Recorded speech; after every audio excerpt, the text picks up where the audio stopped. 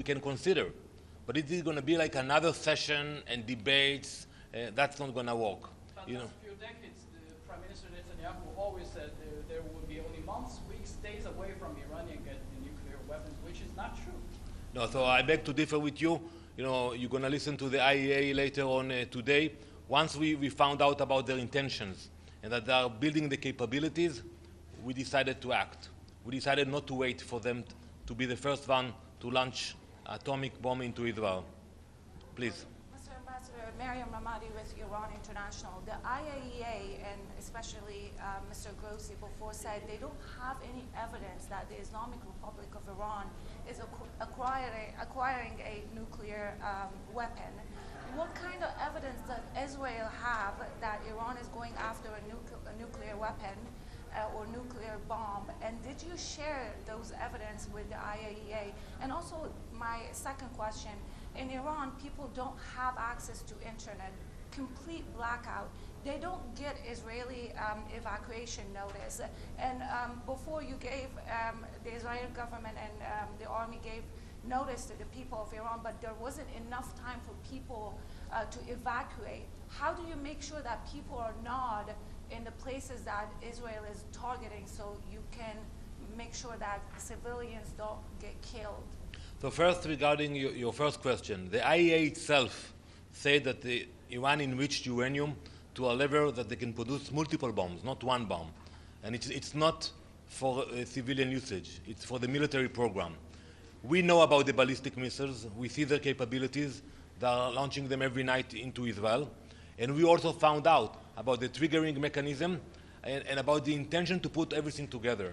So when you take the enriched uranium, the ballistic missiles, the triggering mechanism, and you understand that now they are at a point that they wanted to put everything together, that was the point we decided not to wait anymore. Regarding your second question, we pray for the people of Iran. We care about them. That's why we send those notifications, and we will do our best to minimize civilian casualties. And if they don't have access to our warnings, I would advise them not to stay near military facilities. They know exactly where the IRGC compounds are. They know exactly where the nuclear reactors are. So my advice to them, and we do care for them, is to not to be next to those facilities. Yes, sir. Chris Reyes with the Canadian Broadcasting. Are you in support of the United States negotiating with Iran? If not, what is your message to the U.S.? And if you are in support of those negotiations, what would you like to see come out of that deal? So as I said earlier, we look at results. And if there will be results that will bring us the security that we need, which means they don't have the capabilities. And the Iranians are the masters of deceptions. They lied for so many years, so we cannot just play the game with them anymore. If it will be like, what happened in Libya, when you had real inspectors who came into Libya, took out everything out, that's a mechanism that can be discussed. But if it's going to be just another round of talks, that's something which we cannot accept. Ambassador, can I follow up? Well, last question, please, yeah. You mentioned, but the director last night said the following. We do not have any indication that there is a systematic program in Iran to produce a nuclear weapon. We know the U.S. estimate back in March saying there is no such thing, stopped in 2003. I just want to emphasize, are you going to share this information that you have, that they were about to dash to a bomb with the U.S., with the public? So the Director General of the IAEA will speak in a minute in the Security Council. I would advise you to ask him that the amount of uranium that was enriched already in Iran, if it serves civilian usage or a military program. Let him answer that question. We have the information, we have the intelligence that Iran built a military program, not a civilian one, which was not supervised by the IAEA. Thank you very much. Thank you.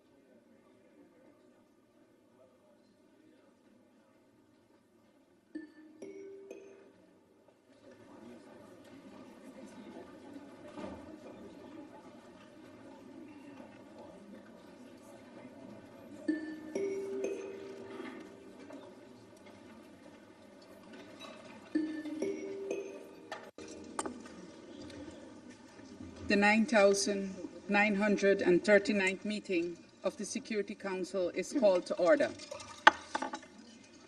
The provisional agenda for this meeting is threats to international peace and security. The agenda is adopted. In accordance with Rule 37 of the Council's Provisional Rules of Procedure, I invite the representative of the Islamic Republic of Iran, Iraq, Israel, Kuwait, Turkey, and the Bolivarian Republic of Venezuela to participate in this meeting. It is so decided. In accordance with Rule 39 of the Council's Provisional Rules of Procedure, I invite the following briefers to participate in this meeting. Ms. Rosemarie Di Carlo, Under Secretary General for Political and Peace-Building Affairs, and Mr. Rafael Mariano Grossi, the Director General of the International Agency for Atomic Energy. It is so decided. In accordance with Rule 39 of the Council's Provisional Rules of Procedure, I also invite His Excellency Mr. Stavros Lambrinidis, Head of the Delegation of the European Union to the United Nations, to participate in this meeting. It is so decided. The Security Council will now begin its consideration of Item 2 of the agenda.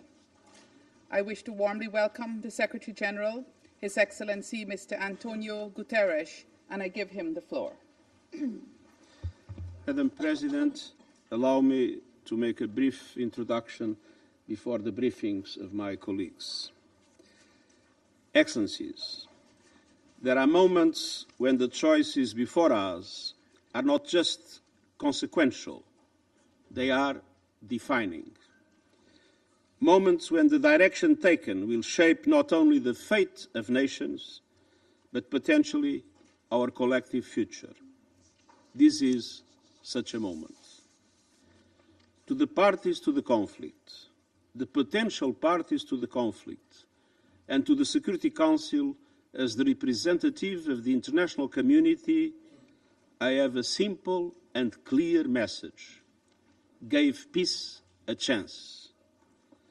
The confrontation between Israel and Iran is escalating rapidly with a terrible toll, killing and injuring civilians, devastating homes, neighborhoods, and civilian infrastructure, and attacking nuclear facilities. The world is watching with growing alarm. We are not drifting toward crisis. We are racing toward it. We are not witnessing isolated incidents. We are on course to potential chaos. The expansion of this conflict could ignite a fire that no one can control. We must not let that happen. Excellencies, it may be easy to list a range of problems that have impacted relations between Israel and Iran in the last decades. But the central question of this conflict is the nuclear question. Non-proliferation is a must for the safety and security of us all. The Non-Proliferation Treaty is a cornerstone of international security. Iran must respect it. And Iran has repeatedly stated that it is not seeking nuclear weapons. But let's recognize there is a trust gap.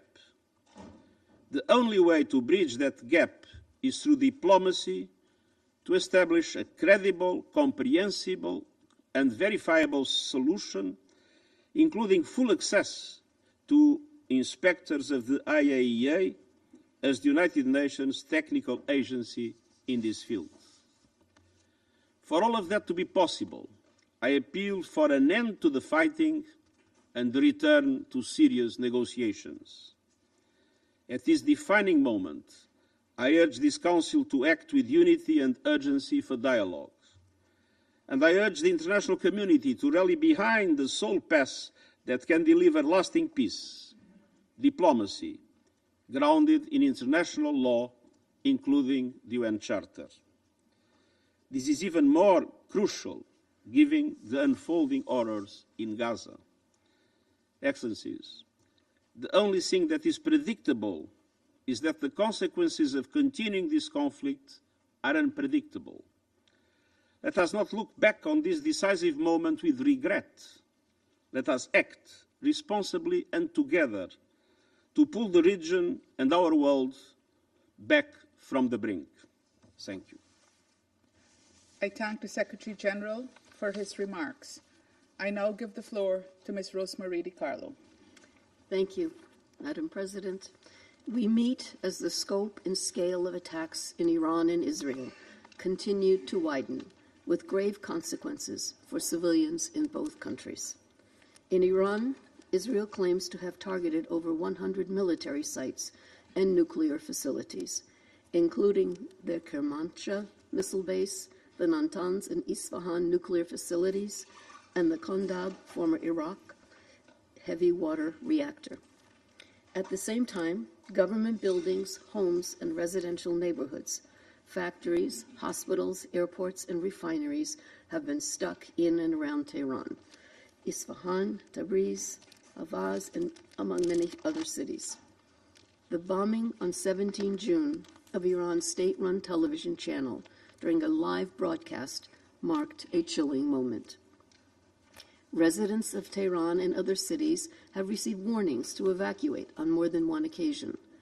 Iran has closed its airspace until further notice and has shut some border crossings.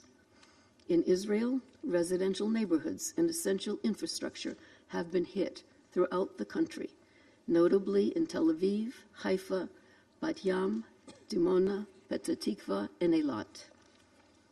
Several civilian sites have been directly impacted by Iran's airstrikes, including the Weizmann Research Institute in Rehovot, the Bazan Petrochemical Complex in Haifa, and yesterday, the Soroka Medical Center in Beersheba. A state of national emergency remains in place, with severe restrictions on air travel. Several areas in the occupied West Bank have also been impacted, and checkpoints and road closures are impacting movement, especially for Palestinians. Throughout the region, airspace remains severely constrained by these exchanges, not only within Iran and Israel, but also throughout Syria, Jordan, Lebanon, Iraq, and beyond. The intensifying cycle of attacks and counterattacks has resulted in hundreds of civilian casualties, including fatalities in both Iran and Israel. According to Iran's Ministry of Health, as of 19 June, 224 people had been killed and more than 2,500 others injured in Israeli strikes across Iran. The health ministry added that 90% of the victims were civilians. Other estimates, based on local non-governmental organizations and human rights groups, suggest the death toll is at least double the official figure. In addition, there have been over 20 high-ranking Iranian military leaders killed, notably the commander and chief of staff of the Iranian Armed Forces, the IRGC commander-in-chief, and IRGC intelligence chief, as well as several nuclear scientists. We've also received reports of significant displacement out of Tehran, a city of over 12 million residents, resulting in massive traffic jams. Fuel shortages are leading to long queues at patrol stations, sometimes for over 5 hours, further hampering movement. And still, many remain trapped in their homes in Tehran with nowhere to flee. In the absence of bomb shelters on air raid sirens in the city and widespread internet blackouts, further strikes are bound to harm more civilians. In Israel, the Office of the Prime Minister stated that, as of 19 June, Iran's strikes have killed 24 people and injured 915 others, the vast majority civilians. The strikes have also damaged homes, leading to the displacement of Israelis. Madam President, we are teetering on the edge of a full-blown conflict and a humanitarian crisis. International humanitarian law must be respected, including the principles of distinction, proportionality, and precaution in attack. Attacks directed against civilians and civilian objects and indiscriminate attacks are strictly prohibited. Medical personnel and medical facilities, including hospitals, must be respected and protected. We are witnessing in real time the impact of the conflict regionally, with missile launches by the Houthis in Yemen toward Israel and heightened tensions involving armed groups in Iraq. With each passing day of fighting, the danger, particularly for civilians, grows. Interceptions and explosives falling short have been reported over Lebanon, Jordan, Iraq, and Syria, sending debris into populated areas, sowing fear and uncertainty. Any further expansion of the conflict could have enormous consequences for the region and for international peace and security at large. The fallout of the conflict is also economic. We cannot discount the global impact of a potential disruption of trade through the Strait of Hormuz, described by the World Bank as the world's most critical oil passageway. Trade through this vital route has already fallen by 15% amid heightened tensions starting in late 2023. Madam President, International Atomic Energy Agency Director General Grossi will address this Council shortly. Allow me at this juncture to express our appreciation to the IAEA and its staff still on the ground in Iran. We also convey our deepest gratitude to our colleagues who have continued to stay and deliver. At the center of the ongoing conflict are concerns about Iran's nuclear program. As the Secretary General has stated, the best way to address these concerns is through dialogue leading to a negotiated solution. But the window to prevent a catastrophic escalation and achieve a peaceful resolution has not yet closed, as demonstrated by positive recent openings for diplomacy. We welcome in this regard the talks between the foreign ministers of France, Germany, the United Kingdom, and Iran in Geneva today. We strongly encourage such efforts. We must pursue every possible opportunity to de-escalate, to cease the hostilities, to settle disputes by peaceful means. The charter that binds all of us mandates it.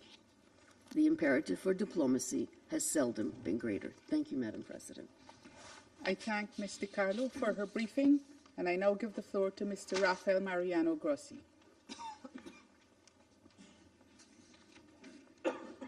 Thank you very much, Madam President, dear Secretary General, dear Madam Under-Secretary General, dear friends. Attacks on nuclear sites in the Islamic Republic of Iran have caused a sharp degradation in nuclear safety and security in Iran. Though they have not so far led to a radiological release affecting the public, there is a danger this could occur. The IAEA has been monitoring closely the situation at Iran's nuclear sites since Israel began its attacks a week ago. As part of its mission, the IAEA is the global nerve center for information on nuclear and radiological safety, and we can respond to any nuclear or radiological emergency. Based on information available to the IAEA, the following is the current situation at Iran's nuclear sites, which I offer as a follow-up to my most recent report to this Security Council. The Natanz enrichment site contains two facilities. The first is the main fuel enrichment plant. The initial attacks on the 13th of June targeted and destroyed electricity infrastructure at the facility, including an electrical substation, the main electric power supply building, an emergency power supply, and backup generators. On the same day, the main cascade hall appears to have been attacked using ground-penetrating munitions. Second facility at Natanz is the pilot fuel enrichment plant. It consists of above-ground and underground cascade halls. On the 13th of June, the above-ground part was functionally destroyed, and the strikes on the underground cascade salts were seriously damaging. The level of radioactivity outside the Natanz site has remained unchanged and at normal levels, indicating no external radiological impact on the population or the environment there. However, within the Natanz facility, there is both radiological and chemical contamination. It is possible that uranium isotopes contained in uranium hexafluoride, uranyl fluoride, and hydrogen fluoride are dispersed inside the facility. The radiation, primarily consisting of alpha particles, poses a significant danger if inhaled or digested. This risk can be effectively managed with appropriate protective measures, such as using respiratory devices. The main concern inside the facility is chemical toxicity. Fordow is Iran's main enrichment location for enriching uranium at 60%. The agency is not aware of any damage at Fordow at this time. At the Esfahan nuclear site, 4 buildings were damaged in last Friday's attack. The Central Chemical Laboratory, a uranium conversion plant, the Tehran reactor fuel manufacturing plant, and the enriched uranium metal processing facility, which was under construction. No increase of off-site radiation levels was reported. In Natanz, the main concern here is chemical toxicity. The Kondab heavy water research reactor under construction in Arak was hit on the 19th of June. As the reactor was not operational and it did not contain any nuclear material, no radiological consequence is expected. The nearby heavy water production plant is also assessed to have been hit. And similarly, no radiological consequence is expected. As stated in the IAEA's update of 18th June, at the Tehran Research Center, 1 building where advanced centrifuge rotors were manufactured and tested was hit. At the Karaj workshop, 2 buildings where different centrifuge components were manufactured were destroyed. There was no radiological impact internally or externally. Let me now refer to the Bushehr nuclear power plant. This is the nuclear site in Iran where the consequences of an attack could be most serious.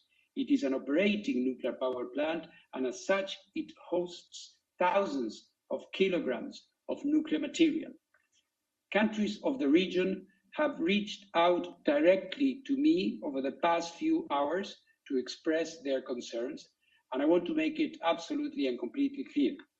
In case of an attack on the Bushehr nuclear power plant, a direct hit would result in a very high release of radioactivity to the environment.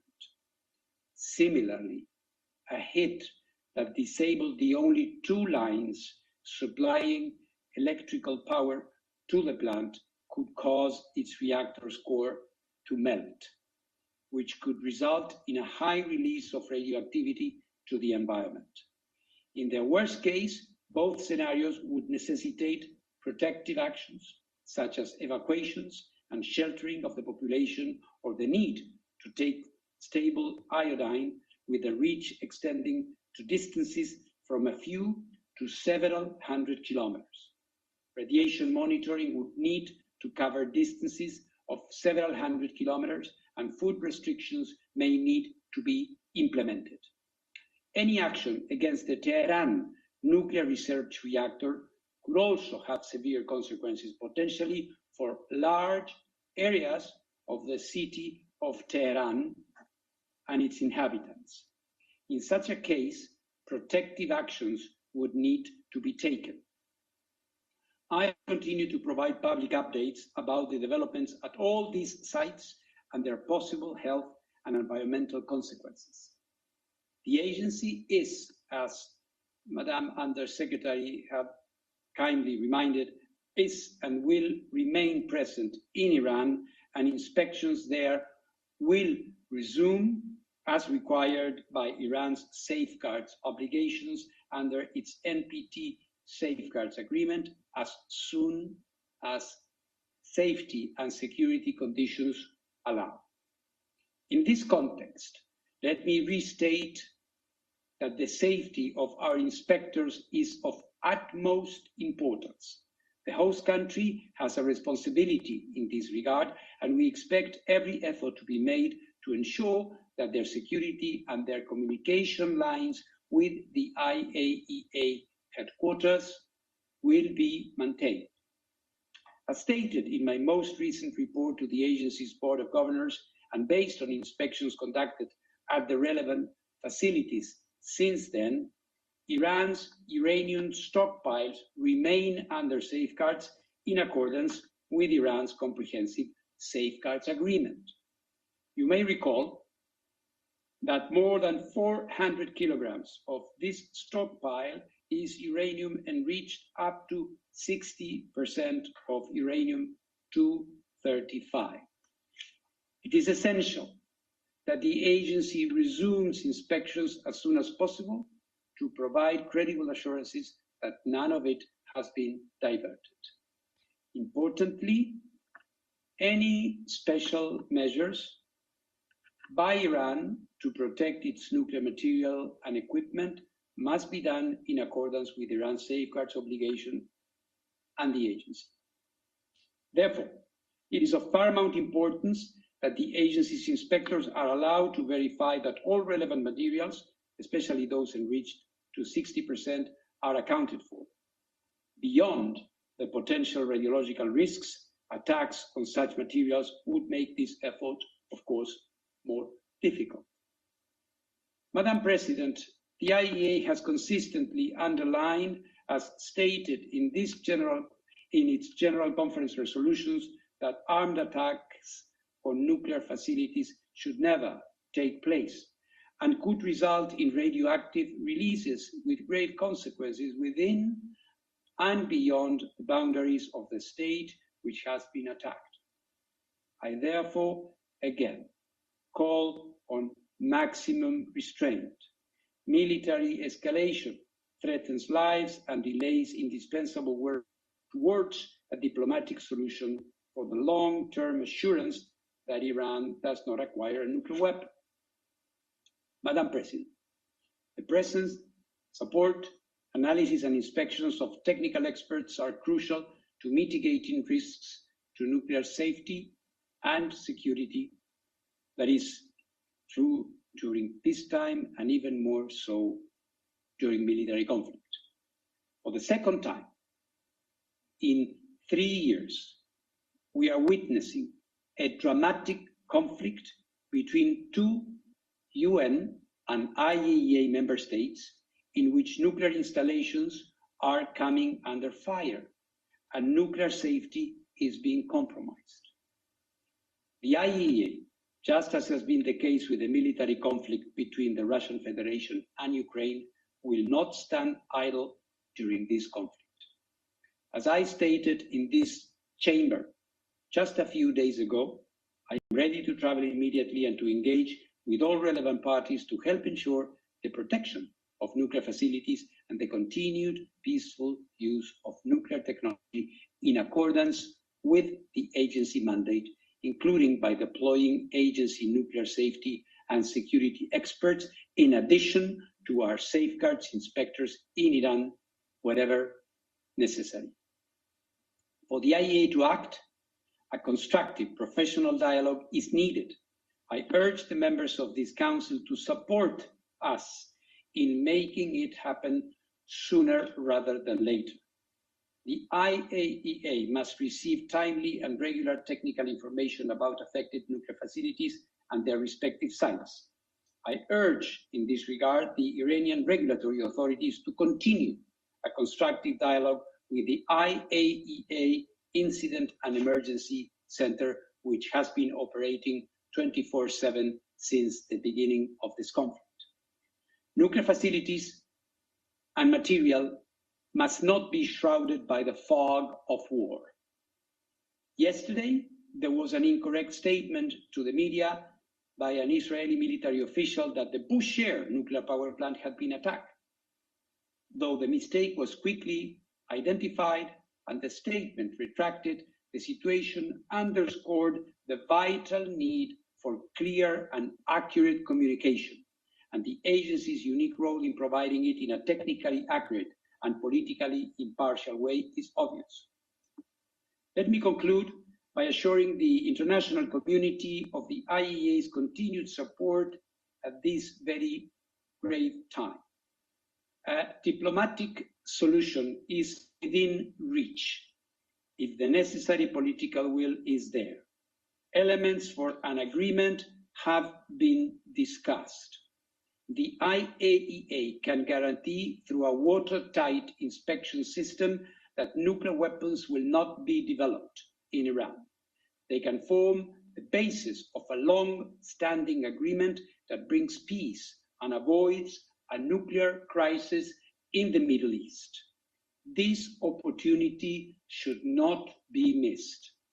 The alternative would be a protracted conflict and a looming threat of nuclear proliferation that, while emanating from the Middle East, would effectively erode the NPT and the non-proliferation regime as a whole. Thank you very much. I thank Mr. Grossi for his briefing. I now give the floor to those council members who wish to make statements. I give the floor to the representative of China. Thank you, President. 主席，我感谢你 President, 召 I 开 thank you 此 for 次紧 convening 急 this 公开会， emergency open meeting. 感谢古 I 特雷 thank 斯 Secretary 秘 General 书长的发言， Guterres for his statement 支持秘 and 书长 support his 关于 call for 停 an 火 end 止战、 to the 重回 fighting 外交 and 谈 the 判的呼 return to 吁。 diplomatic negotiations. 感谢 I 迪卡 thank 洛副秘书长 Undersecretary 和 General Di 俄罗斯 Carlo 总 and 干事的 Director 通报。 General Grossi for their briefings. 以色列和伊 As 朗的 the 军事冲突 Israel-Iran 进入 military 第8天， conflict enters its 造 8th 成 day, 双方 it 大 is 量平民 distressing 伤 to 亡 note 和 that 设施 it 损 has 毁， resulted in 令 a 人 large 痛 number 心。 of civilian casualties and damage 如 to 果冲 facilities on 突 both 进一步 sides. 升级， If the 不 conflict 仅冲 escalates 突双 further, 方 not 将 only will 遭 both 将 sides 遭受更大损失， suffer greater 地区国 losses, 家 but the 也 regional 将深受 countries 其 will 害。 also be severely affected. 以色列的行为 Israel's 违反 actions 国际法 violate 和国际 international 关 law 系准 and the 则， norms of international 侵害 relations, 伊朗主权 jeopardize 和安全， sovereignty and security of 破坏 Iran, 了地区 and 的和平稳 undermine 定。 regional peace and 中方 stability. 予以明确 China 谴责。 unequivocally condemns this.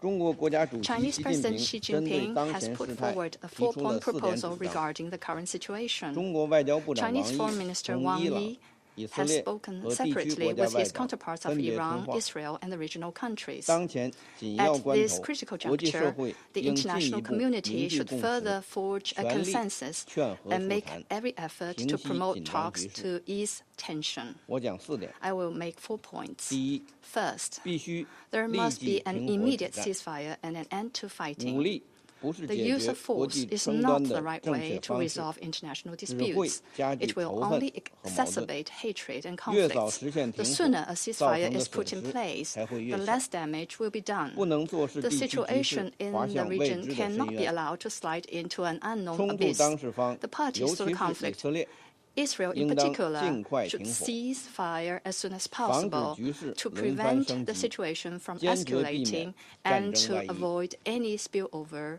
of the war. 第二， Second, 必须保障 the 平民安 safety 何 of civilians must be 无论任何 ensured. 时候， The 军 red 事冲 line 突中 of 保护 protecting 平民的红 civilians 线 in armed 都不能 conflicts 突破。 must not be 无 crossed at 差 any 别使 time, 用武力的 and the 行为都不 indiscriminate 可接 use 受。 of force is 冲突 unacceptable. 当事方 The parties 应 to the 严格遵 conflict 守国际 must 法， strictly abide by 坚 international 决避 law, 免殃及 resolutely 无辜平民， avoid harming 避免 innocent 攻击 civilians, 民用设施， refrain from 并为 attacking 第三国 civilian 公民撤 facilities, 离 and 提供便利。 facilitate the evacuation of third country nationals. 第三， Third, 必须坚 we 持 must 对话 stay 谈判。 committed to dialogue and 沟通对话 negotiation. 是实 Communication 现 and 持久和 dialogue 平的 are 正 the 确 right 路径。 paths to 当 lasting 前的 peace. 冲突 The current 打 conflict 断 has 了 interrupted the negotiation process on the Iranian nuclear 伊朗 issue. 多处核设 The 施遭到 attacks 袭击， on 这 multiple 开创了 Iranian 危险 nuclear 的先例， facilities set a dangerous 可能 precedent 造成灾 and 难 could 性后 have 果。 catastrophic 要坚决 consequences. We must 要 not 坚定政治解决伊朗核问 We 题大方向 must 不 not 动摇， waver in the 坚 general 持通 direction 过 of a 对话 political 谈判 settlement to the 推 Iranian 动伊 nuclear 朗核 issue, 问题 and we must 重回 persist 政治 in 解决 returning 轨 the 道。 Iranian nuclear issue to 中 the 方 track 欢 of a 迎 political 英国、 solution 法 through 国、 dialogue 德国 and 外长、 negotiation. 欧盟 China 外交 welcomes the 与安 talk 全 in 事务高 Geneva 级代 among 表 foreign 同 ministers 伊 of 朗外 UK, 长 France, 在日内 Germany, 瓦 and the 正 High 在举行的 Representative 会 of 谈。 EU for Foreign Affairs and Security Policy and the Foreign Minister of Iran. 第四， Fourth, 必须 we must 汇聚国际 bring 社会 together the 复合努 efforts 力。 of the international community to 中东 promote 不稳， peace. 天下 Without 难安。 stability in the Middle East, peace 以 in the 伊 world 冲突 would be 导致 elusive. 中东 The 紧张局势 Israel-Iran 骤然 conflict 升 has 级， led to a 也 sudden 对全球 escalation 安 of 全 tension 造 in the 成 Middle 严重 East 冲击。 and has also had a 近日 serious impact on 21 global 个阿拉伯 security. 伊斯兰 Recently, 国家 21发表外 Arab 长联 and 合声明， Islamic 共 countries 同 issued 呼 a 吁 joint 停火 statement 止 of 战， foreign ministers 重启 calling 伊 for 朗 a 核问题 ceasefire, 谈判， resuming talks on 维 the 护 Iranian 地 nuclear 区持久 issue, 和 and 平。 maintaining 中 lasting 方 peace 对 in the 此完 region, 全支持。 which China fully supports. 国际社会， The 特 international 别是对 community, 冲突当事 especially 方 major 有特 countries 殊影 with 响力的 special 大国， influence on the 要 parties 为 to the 推动 conflict, 局势降 should 温 make 做出努 efforts 力， to cool 而 down 不 the 是相反。 situation rather than the opposite. 安理会 The 作 Security 为维 Council, 护 as 国 the 际和平 primary 与安 body 全的首要机 responsible 构， for maintaining 应 international 当为 peace and 此发挥 security, 更大作 should 用。 play a greater 我 role 们 in 支 this 持 regard. 安理会 We 及 support 时 the 采取 Council 必要 in 行动。 taking necessary actions in a timely fashion. 中方愿继续 China 同 stands 各方 ready to 加强 continue 沟 to 通协 strengthen 调， communication and 凝聚 coordination 合 with 力， all relevant 主持 parties, 公道， build 为恢 synergies, 复中 uphold 东地区 justice, 和平 and 发 play 挥 a 建设性 constructive 作 role 用。 in 谢谢 restoring 主席 peace。in the Middle East. Thank you, President. I thank the representative of China for his statement, and I give the floor now to the representative of Pakistan. Thank you, Madam President. I would like to thank Secretary General Guterres for his presence and thoughtful and compelling remarks. Secretary General, you spoke about a defining moment and our collective future, as well as collective responsibility. And we fully agree with you and your call to give peace a chance. And in that context, your appeal to end the fighting and return to negotiations. I'm also thankful to Undersecretary General DiCarlo for her complimentary briefing, as well as the briefing by Director General Grossi. We note in particular his view that diplomatic solution is within reach with necessary political will. Madam President, last Friday, the Council had an emergency session in the wake of Israel's military strikes, violating the sovereignty and territorial integrity of Iran in flagrant violation and contravention of the UN Charter and fundamental principles of international law. 1 week later, as a result of such irresponsible behavior, the situation has only exacerbated, with grave implications for regional and international peace and security. Pakistan strongly condemns the unjustified and illegitimate aggression by Israel. We stand in solidarity with the people of Iran. We unequivocally denounce the blatant attacks and military strikes carried out by Israel, which constitute a grave danger and a serious threat to the peace, security, and stability of the entire region and beyond, with serious implications. We offer our sincere condolences and sympathies to the brotherly people of Iran on the loss of life as a result of these unprovoked attacks. The ensuing humanitarian crisis and civilian toll on both sides is also deplorable. International humanitarian law must be complied by all sides. The attacks against nuclear facilities for peaceful purposes are deeply troubling.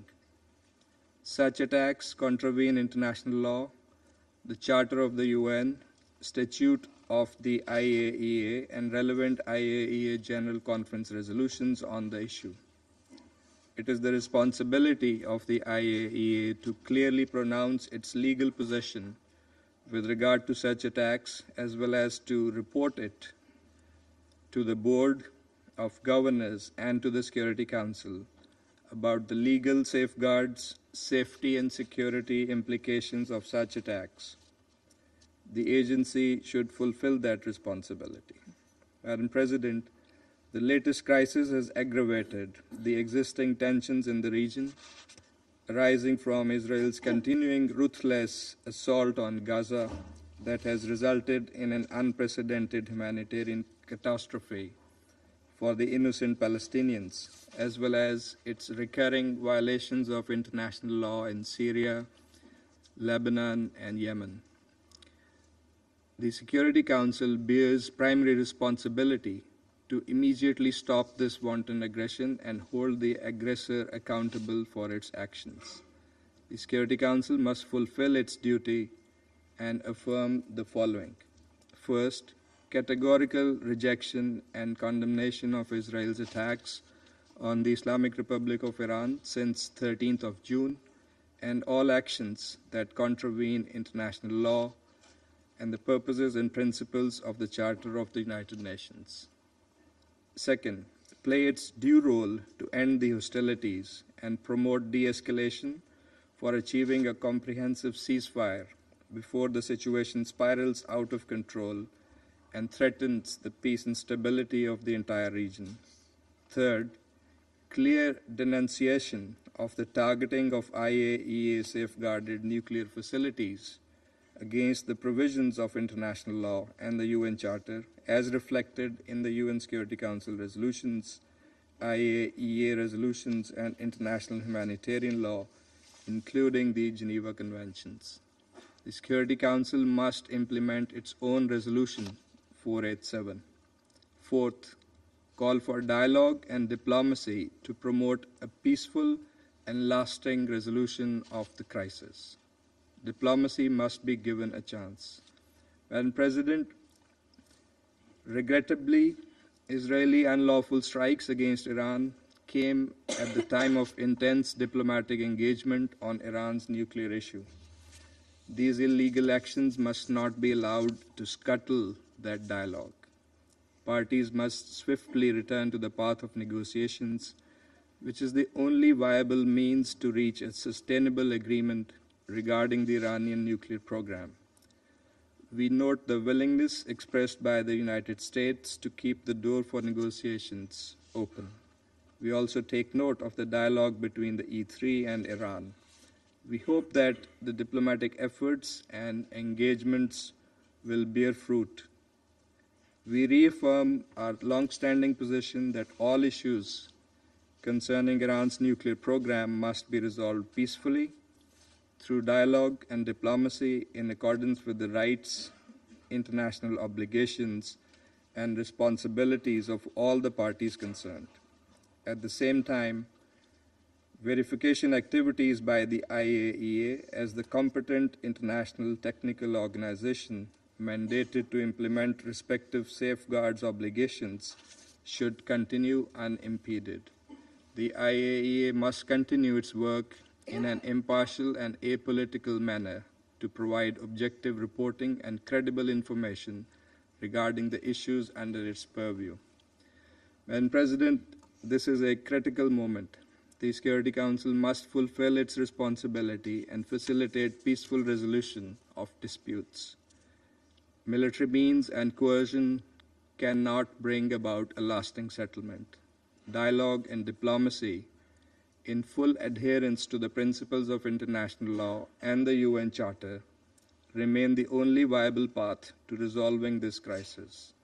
This Council must therefore unite in support of the Secretary General's call for end to fighting and return to negotiations and dialogue. I thank you. I thank the representative of Pakistan for his statement, and I give the floor to the representative of the Russian Federation. Madam President, We are grateful to the Guianan presidency for the prompt response to the request from Russia, China, Pakistan, and Algeria to convene this meeting. We thank the UN Secretary General for his opening remarks, as well as the Undersecretary General for Political and Peacebuilding Affairs and the Director of the IAEA for their briefings. Madam President, exactly a week has elapsed since the start of the escalation of the Iran-Israeli conflict, which the Security Council discussed on the 13th of June. In this time, the world has been flooded with images depicting the night skies over Tel Aviv and Tehran and other cities lit up with explosions of tens and hundreds of rockets. The apocalyptic predictions have become a reality. People in both countries have been forced to take shelter in hideouts with each passing day. The list of civilian casualties on both sides lengthens. As a result of the closure of the airspace in the region, many third country civilians have become entrapped and they are striving to find a way home. The Iranian peaceful civilian nuclear facilities continue to be targeted, and this is liable to plunge us into a hitherto unseen nuclear catastrophe. The UN Security Council, the principal body for the maintenance of international peace and security, cannot shirk its responsibility and must provide an objective assessment of the situation and to devise an appropriate decision. We cannot deny the obvious facts. It is indeed Israel which attacked Iran on the eve of the latest planned round of indirect talks between Washington and Tehran. Thereby, West Jerusalem not only demonstrated blatant disregard for the efforts that have been undertaken to seek a diplomatic solution to issues around the Iranian nuclear program, but also demonstrated contempt for its key ally, the United States, which up until recently had been declaring an intent to reach a compromise solution on this matter. It is worth recalling that the Iranian nuclear program is not a scroll secured by 7 seals, indiscernible to the international community. The nuclear facilities and installations in this country are under the safeguards of the IAEA and are continuously subject to scrupulous verification by agency inspectors. Not a single of the member states of this body is under more stringent oversight and scrutiny. Iran has been strictly complying with its obligations under the NPT and the Comprehensive Safeguards Agreement. The Secretariat of the agency's reports have no mention whatsoever about the presence of proliferation risks. So it turns out that Israel has disregarded the assessments of the Specialized International Agency, having on its own authority appointed itself a judge, single-handedly deciding to carry out strikes against a sovereign country with no regard for the UN Charter and international law. Just recently, in the Middle East, a tragic precedent occurred of an invasion into a state under the pretext of alleged presence there of WMDs, which subsequently failed to materialize. It's a pity that the United States, which demonstrated to the entire world this discredited example in 2003, which generated suffering for millions of people, does not wish to learn from its own mistakes. Today, the U.S., yet again, together with the UK, France, and Germany, is attempting to persuade all parties to believe the groundless fabrications about plans allegedly harbored by Tehran to gain possession of nuclear weapons. Nor can we forget the fact that the attack on Iran was carried out at a time when the entire world observed with horror the ongoing man-made disaster which was unfolding in Gaza and continues to unfold in Gaza, and was condemned the ongoing humanitarian blockade of the Strip and was awaiting the high-level conference in support of the two-state formula under the aegis of the United Nations in accordance with General Assembly resolutions. Instead of reverting back to the sole possible negotiated peaceful settlement in Palestine, Israeli military political leadership raised the stakes and expanded the geography of the conflict in the region. Perhaps the Western Jerusalem's calculations also are to have the new military misadventure detract the international community's attention away from the crimes perpetrated by Tzahal in Gaza and the West Bank. We have seen highly perilous attempts to drag third countries into this confrontation, and this, as was rightly noted noted by the Secretary General, would have colossal consequences, not just for the stakeholders and the parties engaged, but for the entire region and international peace and security as a whole. We concur with Mr. Guterres' position about the need to avoid internationalization of the conflict. Madam President, the present escalation around Iran did not start yesterday. Having attacked the country, Israel first received a direct pass from a host of Western states. The rhetoric uttered by British, French, and German diplomats in the lofty chambers of the UN Security Council and the IAEA Board of Governors are equally dangerous, just as dangerous as the deadliest weaponry, the blatant blackmail of the leadership of the agency in order to compel it to draft a vague so-called comprehensive assessment on the Iranian nuclear program, pushing through biased anti-Iranian resolutions at the IAEA Board of Governors. All of this made those countries effectively complicit in the Israeli aggression. Let's recall that this specific IAEA report was one of the justifications used by Israeli leadership for the attack on Iraq. What is telling in this connection is a cynical statement from the German Chancellor, Mr. Merz, about, and I quote, Israel doing the dirty work for us. End of quote. The fact that the launch buttons are being pressed by West Jerusalem does not absolve Washington, London, Paris, and Berlin from responsibility for what is taking place. Russia views the ongoing intense Israeli attacks targeting civilian objects in Iran as completely unacceptable and unlawful under international law. As a result of these reckless actions, unacceptable threats are being posed to international peace and security. Nuclear facilities cannot be targeted by strikes. We demand that West Jerusalem immediately cease attacks and raids on Iran, first and foremost the nuclear facilities which are under the protection of the IAEA. We expect that the agency leadership will draft in short order a detailed written report in response to the reports for consideration of the IAEA Board of Governors and the Security Council with a frank assessment of the damage sustained by Iran's nuclear and energy facilities, as well as the safeguards application in that country, including in the context of the presence of inspectors there, inspectors whose lives were under imminent threat. We take note of the clear Iranian statements about its steadfast commitment to obligations under the NPT and a willingness to resume contact with Washington to forge possible solutions that dispel all baseless suspicions and biases vis-à-vis Tehran's nuclear program under the condition that Israeli attacks cease. We support this position. We share the Secretary General's call for an immediate de-escalation resulting in a ceasefire. We firmly believe that a resolution can be provided for in a sustainable way only through diplomacy and negotiations. The goals of nuclear non-proliferation, whose cornerstone is the NPT, cannot and must not be attained through aggression at the cost of innocent lives. We believe that solutions whereby Iran's right to peaceful nuclear activity and Israel's unconditional safety and security will simultaneously be upheld are feasible and attainable. We have conveyed these options to our U.S. and Israeli colleagues as well as Iranian partners. We stand ready to provide them with the necessary assistance in seeking solutions that are acceptable to all. For now, we still have an opportunity to avoid another devastating war that would have unpredictable repercussions for the entire region and world. We stand ready to seek relevant solutions and decisions at the UN Security Council to engage constructively with all parties who genuinely advocate diplomacy and dialogue. Thank you. I thank the representative of the Russian Federation for his statement, and I give the floor to the representative of Algeria. Thank you, Madam President.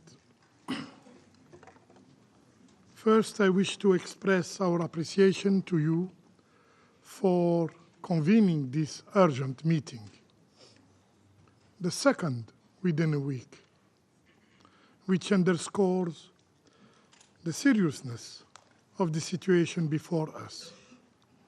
I thank the Secretary General for his remark and his personal engagement toward peace and stability in the region.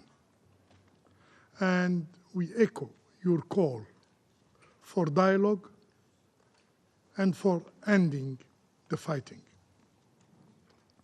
I also thank USG DiCarlo and Director General Grossi for their briefings. Madam President, Israel's attack against Iran is an unprovoked and unjustified act. It constitutes a flagrant violation of the Charter of the United Nations. This is an attack on nuclear facilities under IAEA safeguard. If these safeguards, if these guarantees, and even the presence on the ground of international inspectors cannot guarantee the protection of such installations, then the credibility of the entire nuclear non-proliferation regime is called into question.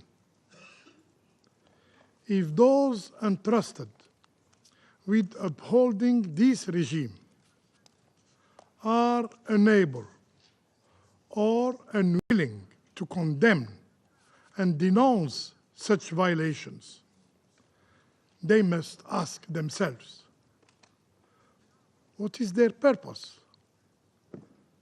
And are they truly fulfilling their responsibilities? We must resist any attempt to justify what in essence is an act of aggression against a sovereign member state of the United Nations. Any misleading narrative is unacceptable. As Director General Grossi stated in an interview with CNN, we, the IAEA, did not have any proof of a systematic effort to move into a nuclear weapon. End of quote. These words merit our full attention. Madam President, it is imperative that everyone returns to a path of reason. Negotiation between the E3, the European three, and Iran. Negotiation between US and Iran with the facilitation of Oman remain a viable and a constructive option available for diplomacy. Algeria has always believed in the power of dialogue, and we echo the call of the Secretary General in this regard. Even in time of heightening tension, mediation and Charter's principle remain our unique, viable tools. Let me quote the Charter. All members shall settle their international dispute by peaceful means. End of quote. Madam President, international humanitarian law is clear. Nuclear power plant enjoy specific protection and shall not be made the object of attack. Attacks against such facilities are prohibited. If there remains a risk of radioactive material spreading from the impacted facilities, the potential danger extends well beyond borders endangering civilian populations across the region. For my country, Algeria, there can be no double standard, no double standards when it comes to respecting international humanitarian law. Civilian and civilian infrastructure must be protected everywhere and under all circumstances. We have consistently warned against violation of international humanitarian law, notably in Gaza, where tragically violating IHL became the norm. Today, the same patterns of conduct are being repeated and repeated again. When we reiterate in the strongest term our condemnation of all violation of international humanitarian law, the protection of civilians is not optional. It is an obligation. Upholding international humanitarian law is a matter of preserving our shared humanity.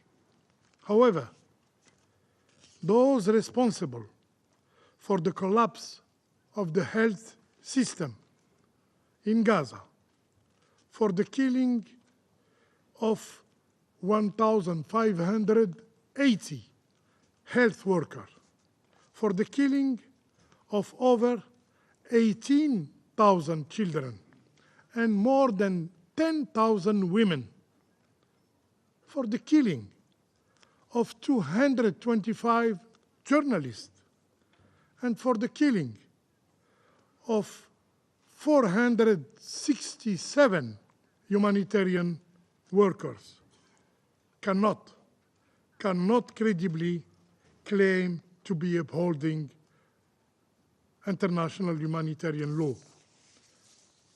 Madam President, no measures can substitute for the responsibility that rests with this Council. In 1981, following the Israeli attack on Iraq's Oziraq, remember, this very Council unanimously adopted Resolution 487. It's true, this resolution was never really implemented.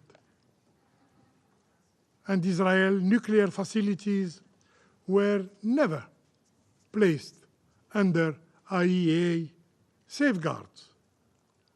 And Iraq never received any compensation.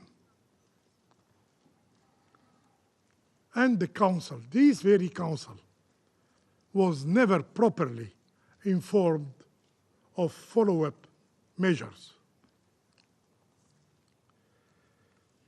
This is to show that the legacy of impunity, the legacy of immunity, has dangerous consequences. What we are witnessing today is not simply an isolated act of aggression. It is a profound challenge to the very foundations of the international legal order. The Security Council must fulfill its mandate.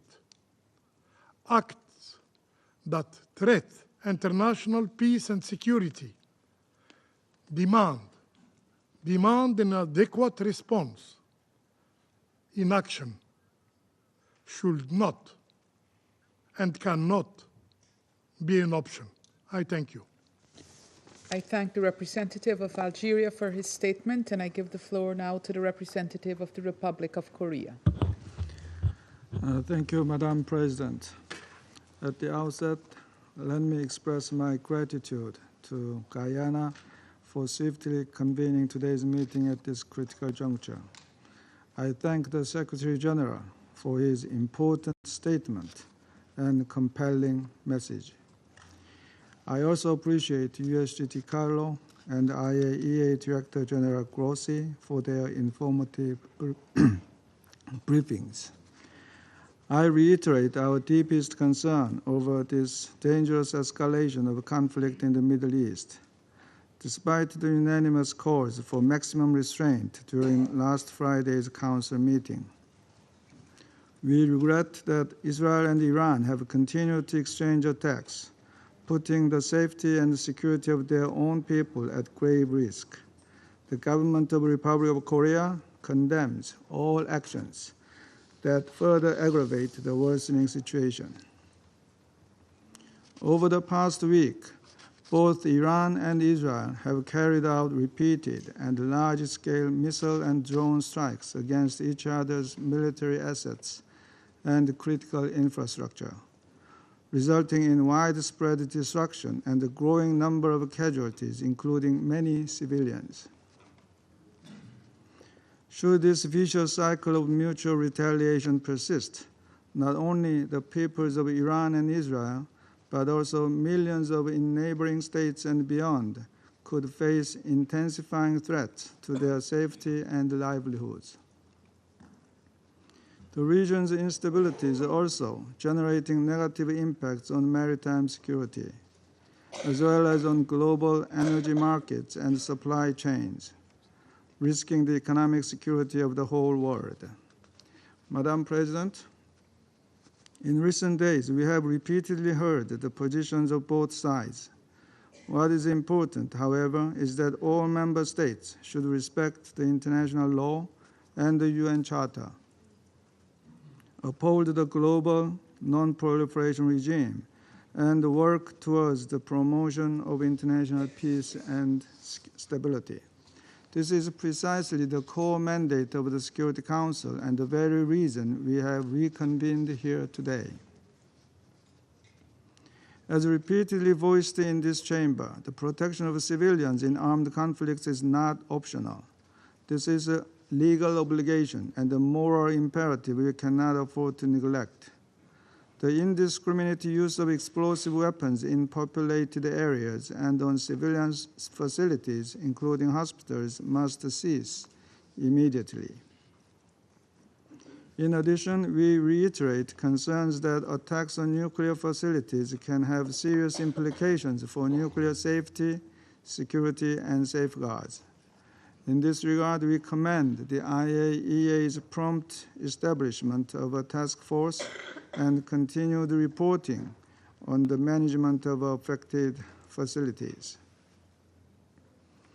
Appropriate assessments by the IAEA of potential risks, such as radioactive releases from further possible attacks on nuclear facilities, would be highly welcomed. Madam President, as a country that has long faced mounting nuclear and missile threats from its neighbor, the Republic of Korea does not view this situation as a distant issue confined to the Middle East. The international community remains unconvinced of the exclusively peaceful nature of Iran's nuclear program, and this issue should be clearly addressed. We must take the grave consequences of potential nuclear proliferation seriously. At the same time, we should recognize that military measures cannot be the ultimate solution to addressing proliferation concerns or securing long-term peace and security anywhere in the world. How Iran's nuclear issue is resolved carries significant implications for us all. We take note that the key parties have publicly maintained that they remain open to diplomacy. We sincerely hope that the talks among the foreign ministers of the United Kingdom, France, Germany, and Iran in Geneva today will achieve a timely outcome to navigate through this precarious situation and open another window for diplomacy. The Republic of Korea implores all parties to exercise both wisdom and determination to urgently resolve these immensely tough challenges. Thank you. I thank the representative of the Republic of Korea for his statement, and I give the floor to the representative of the United States. Thank you, Madam President. And thank you, Secretary General, for your introductory remarks, and Undersecretary General Rosemary DiCarlo and Director General Rafael Grossi for your briefings. DG Grossi, we commend the IAEA team for their professionalism in implementing the agency's critical responsibilities, especially during this complex and evolving situation. Colleagues, we meet at a decisive moment in the Middle East, convening amid an intensifying conflict between Israel and Iran. It is not too late for the government of Iran to do the right thing. President Trump has been clear in recent days that Iran's leadership must completely abandon its nuclear enrichment program and all aspirations of acquiring a nuclear weapon. The Iranian government has long posed a constant menace to the peace and security of its neighbors and the entire world, which this council is charged to maintain.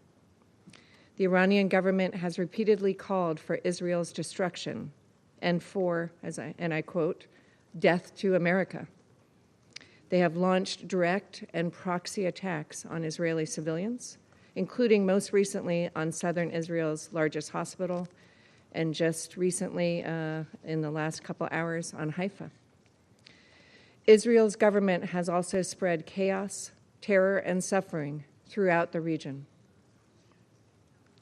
Iran's government has also spread chaos, terror, and suffering throughout the region. Let us not forget that the Iranian government was an enabling and ideological material force behind Hamas's deadly assault on Israel in October 2023. And it twice attacked Israel last year with hundreds of ballistic missiles. The Iranian government also encouraged its terrorist proxy, Hezbollah, to open a northern front from Lebanon and enabled Houthi rebels in Yemen to become a menace to global trade and freedom of navigation, and to launch long-range missiles endangering civilians in Israel. In January 2024, a drone attack from an Iran-backed terrorist group on a U.S. military facility in Jordan killed 3 American service members. Enough is enough. President, as the leaders from the Group of Seven stated earlier this week, Iran is the principal source of instability and terror in the Middle East. The G7 also reaffirmed the right of Israel to defend itself. While the United States was not involved in Israel's strikes, let there be no doubt that the United States continues to stand with Israel and supports its actions against Iran's nuclear ambitions. Iran's leaders could have avoided this conflict had they agreed to a deal that would have prevented them from ever obtaining a nuclear weapon. But they refused to do so, choosing instead to delay and deny. We can no longer ignore that Iran has all that it needs to achieve a nuclear weapon. All it needs is a decision from their supreme leader. That is unacceptable, and this council must urge them to change course. The government of Iran has nothing to gain by escalating their rhetoric toward the IAEA, launching missiles at civilians, threatening neighbors, or pursuing nuclear weapons. For too long, they have prioritized terrorism and their nuclear program above the well-being of their own people. Their resulting weakness is now on full display for the entire world. The Iranian government must abandon its nuclear ambitions so that there is no more destruction. Choose instead prosperity for their people. Thank you, Madam President. I thank the representative of the United States for her statement, and I give the floor to the representative of Panama.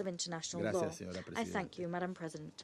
I thank the representative of Panama for his statement, and I give the floor now to the representative of Sierra Leone.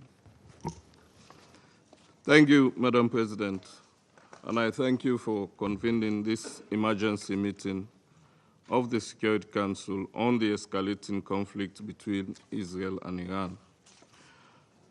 We thank His Excellency Mr. Antonio Guterres, Secretary General of the United Nations, for his powerful reminder of this Council's responsibilities, as well as Mr.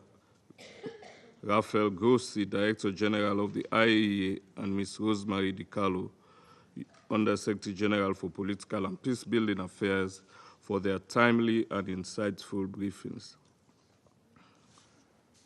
This request for this meeting underscores the gravity of the recent regrettable developments, coupled with the expectation that the Council, indeed its members, will enable the Council to discharge its primary responsibility for the maintenance of international peace and security. We remain gravely alarmed by the ongoing military strikes by Israel against Iran, as well as the retaliatory strikes by Iran. These hostilities, which began on 13th June, have reportedly claimed the lives of senior Iranian officials, nuclear scientists, and civilians in both Israel and Iran, a toll we deeply find troubling. As we express grave concern regarding the attacks on Iran, we are equally disturbed by reports of strikes against or impacting civilian targets in Israel, including hospitals and emergency services, and in densely populated areas in clear violation of international humanitarian law. These hostilities have displaced families, damaged critical infrastructure, and disrupted essential services. Thousands face the urgent prospect of evacuation. Sierra Leone recalls the obligations of all parties under international humanitarian law, particularly the Fourth Geneva Convention, to protect civilians, medical personnel, and civilian objects at all times. We call for safe corridors for those seeking refuge, unimpeded humanitarian access, and close coordination with relief agencies to ensure the delivery of life-saving assistance. Swift humanitarian action is indispensable, yet it cannot substitute for political solution. The region needs restraint, responsibility, and credible diplomatic initiatives. Sierra Leone aligns itself with the Secretary General's appeal for the immediate de-escalation, renewed dialogue, and the exercise of maximum restraint. Statesmanship, not brinkmanship, is required. We are therefore heartened and fully welcome the meeting in Geneva today of the foreign ministers of the United Kingdom, France, and Germany, including the EU High Representative and the Iranian Foreign Minister, as part of efforts to ease this conflict. We believe this is a window of opportunity that clearly exists for genuine dialogue and peace to prevail. We recall the binding obligations under international humanitarian law. Article 56 of Additional Protocol 1 of the Geneva Conventions prohibits attacks on works and installations containing dangerous forces, including nuclear, electrical generating stations, if such attacks may cause the release of dangerous forces resulting in civilian losses. The IAEA has also consistently underscored that the safety and security of nuclear facilities must never be compromised by military action. The ongoing hostilities risk triggering a disaster of unimaginable scale. Any military action that endangers nuclear facilities risks severe humanitarian consequences, irreversible environmental harm, and further regional instability with global repercussions. We therefore emphasize the need to safeguard and allow the full and unhindered implementation of the Treaty on the Non-Proliferation of Nuclear Weapons, NPT, which remains the cornerstone of the global nuclear disarmament, non-proliferation, and peaceful uses regime. The current conflict underscores the fragility of the international nuclear order and the urgent necessity to preserve the integrity of the NPT process. We call upon all states to recommit to the NPT's objectives and to engage constructively in dialogue within its framework. Our Council has a duty to ensure that tensions do not derail the NPT's vital role in advancing peace and security. We further urge support for regional initiatives, including a Middle East zone free of nuclear weapons and other weapons of mass destruction, as envisaged in General Assembly and NPT review conference outcomes. We endorse inclusive diplomatic tracks aimed at restoring structured negotiations on Iran's nuclear program, the JCPOA, and addressing broader regional security concerns, including maritime safety and missile proliferation. Previous agreements, though imperfect, show that sustained engagement grounded in international law and mutual respect remains the surest path toward durable peace. We also support the impartial technical work of the IAEA. Full cooperation by all states, including Iran, with its monitoring and verification mandate is essential to ensure transparency, build confidence, and prevent miscalculation. We commend Director General Grossi for sustaining engagement under challenging circumstances. In closing, Madam President, Sierra Leone recalls the principle of sovereign equality under Article 2.1 of the Charter and the duty of member states to settle disputes by peaceful means under Article 33.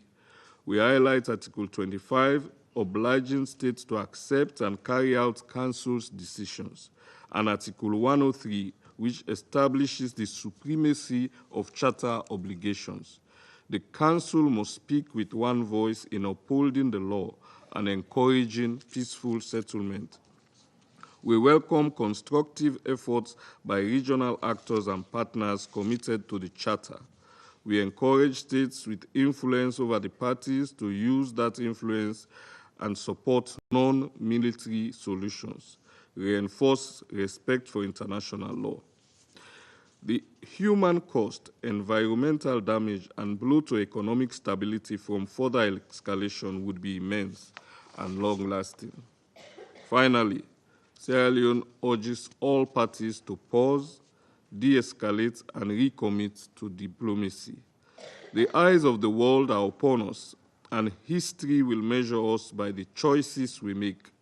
Restraint, dialogue, and adherence to the Charter remain the guiding principles for a safer and more secure world. I thank you. I thank the representative of Sierra Leone for his statement, and I give the floor now to the representative of France. Merci, Madame la Présidente. Thank you, Madam President. Madame la Présidente, nous avons écouté avec la plus grande attention Monsieur le Secrétaire Général, qui a rappelé avec force la gravité de la situation. Forcefully reminded us of the gravity of the current situation, and for this we thank him. I thank the Undersecretary General for Political and Peacebuilding Affairs, Madame De Carlo, as well as the Director General of the IAEA, Mr. Rafael Grossi, for their briefings, which provide us with an assessment of and provides with an overview of the justification for today's meeting. Israeli strikes against Iran have been ongoing for a week. Civilian casualties are multiplying on both sides. Yesterday, one of the largest Israeli hospitals was struck by an Iranian missile. Israeli strikes have also targeted civilian infrastructure that is unrelated to the Iranian nuclear and ballistic program, and information that has been relayed by the Director General of the IAEA vis-à-vis the radiological situation of certain sites is on everybody's minds. There is a need to urgently end these military operations. They harbor grave threats to regional peace and security. France calls for restraint and de-escalation. Civilian lives need to be shielded, and there's a need to re-embark upon the path of diplomacy. Mr. Secretary General stressed that at the heart of this matter lies the nuclear matter. France's position is clear. Iran cannot and must not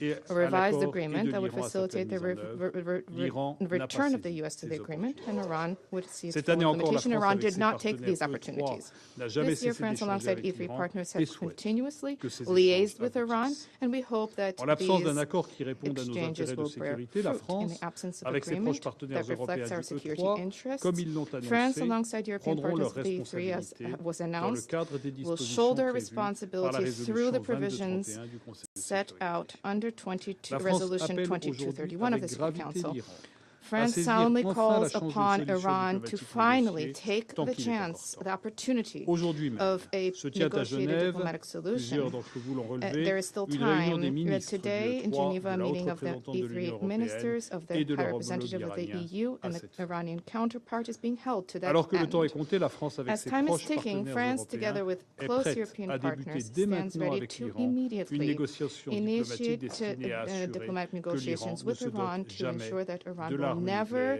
gain access to the nuclear weapon and to end this conflict. There's a need to reach agreement on a robust, verifiable, sustained agreement, which is critical to ensure the purely peaceful nature of the Iranian nuclear program. Clear and concrete and tangible commitments need to be shouldered now by Iran to demonstrate to the international community that Tehran hopes to engage upon this path and for rapid results to be achieved. Thank you. I thank the representative of France for his statement, and I give the floor now to the representative of the United Kingdom. Thank you, President. And I start by thanking the Secretary-General, Under Secretary-General De Carlo, and Director-General Grossi for your clear and sober briefings. The UK reiterates its full support for the vital work of the IAEA. We thank the IAEA Director-General and his staff for their continued professionalism, diligence, and courage in these complex circumstances. President, first, the United Kingdom is deeply concerned by the sharp escalation we've witnessed between Israel and Iran over the past week. This is a dangerous moment for the entire region, and further escalation is in no one's interest. Civilians must never be targeted, and we deplore the loss of civilian life and offer our condolences. All parties must protect civilians and civilian infrastructure in line with international humanitarian law. Restraint is vital to protect further regional escalation and loss of life.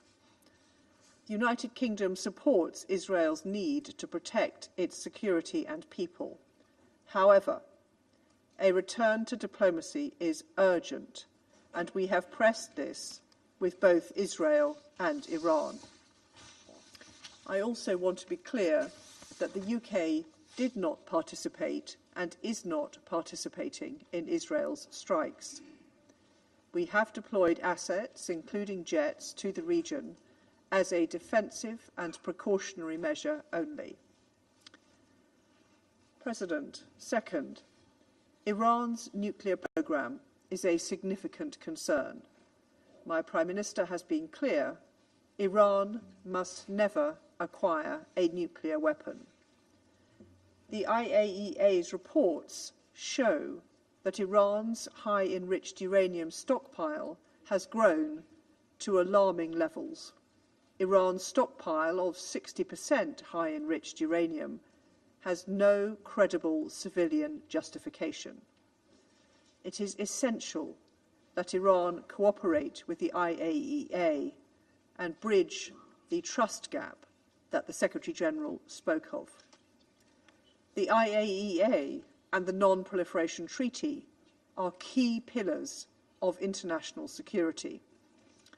For many years, the UK, alongside our E3 partners, has sought a diplomatic solution to Iran's nuclear program. This commitment stands and has never been more urgent. Alongside E3 colleagues and the EU, we are engaging with Iranian Foreign Minister Araghchi in Geneva today and using this window of opportunity to support a return to diplomacy and a peaceful resolution.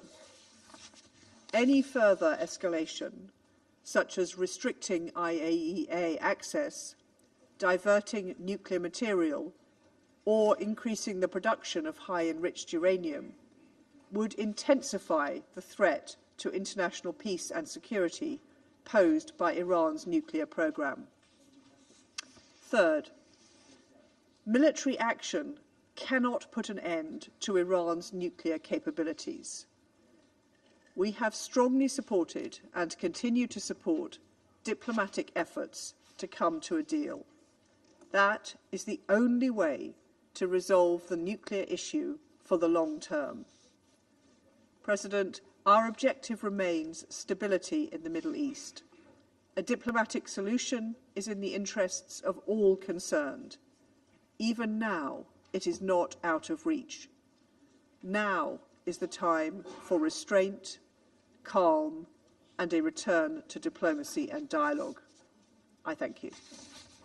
I thank the representative of the United Kingdom for her statement, and I give the floor now to the representative of Slovenia. Thank you, Madam President. Secretary General, thank you very much for your introductory remarks. USG De Carlo and DG Grossi, thank you very much for your updates and appraisal of the situation on the ground.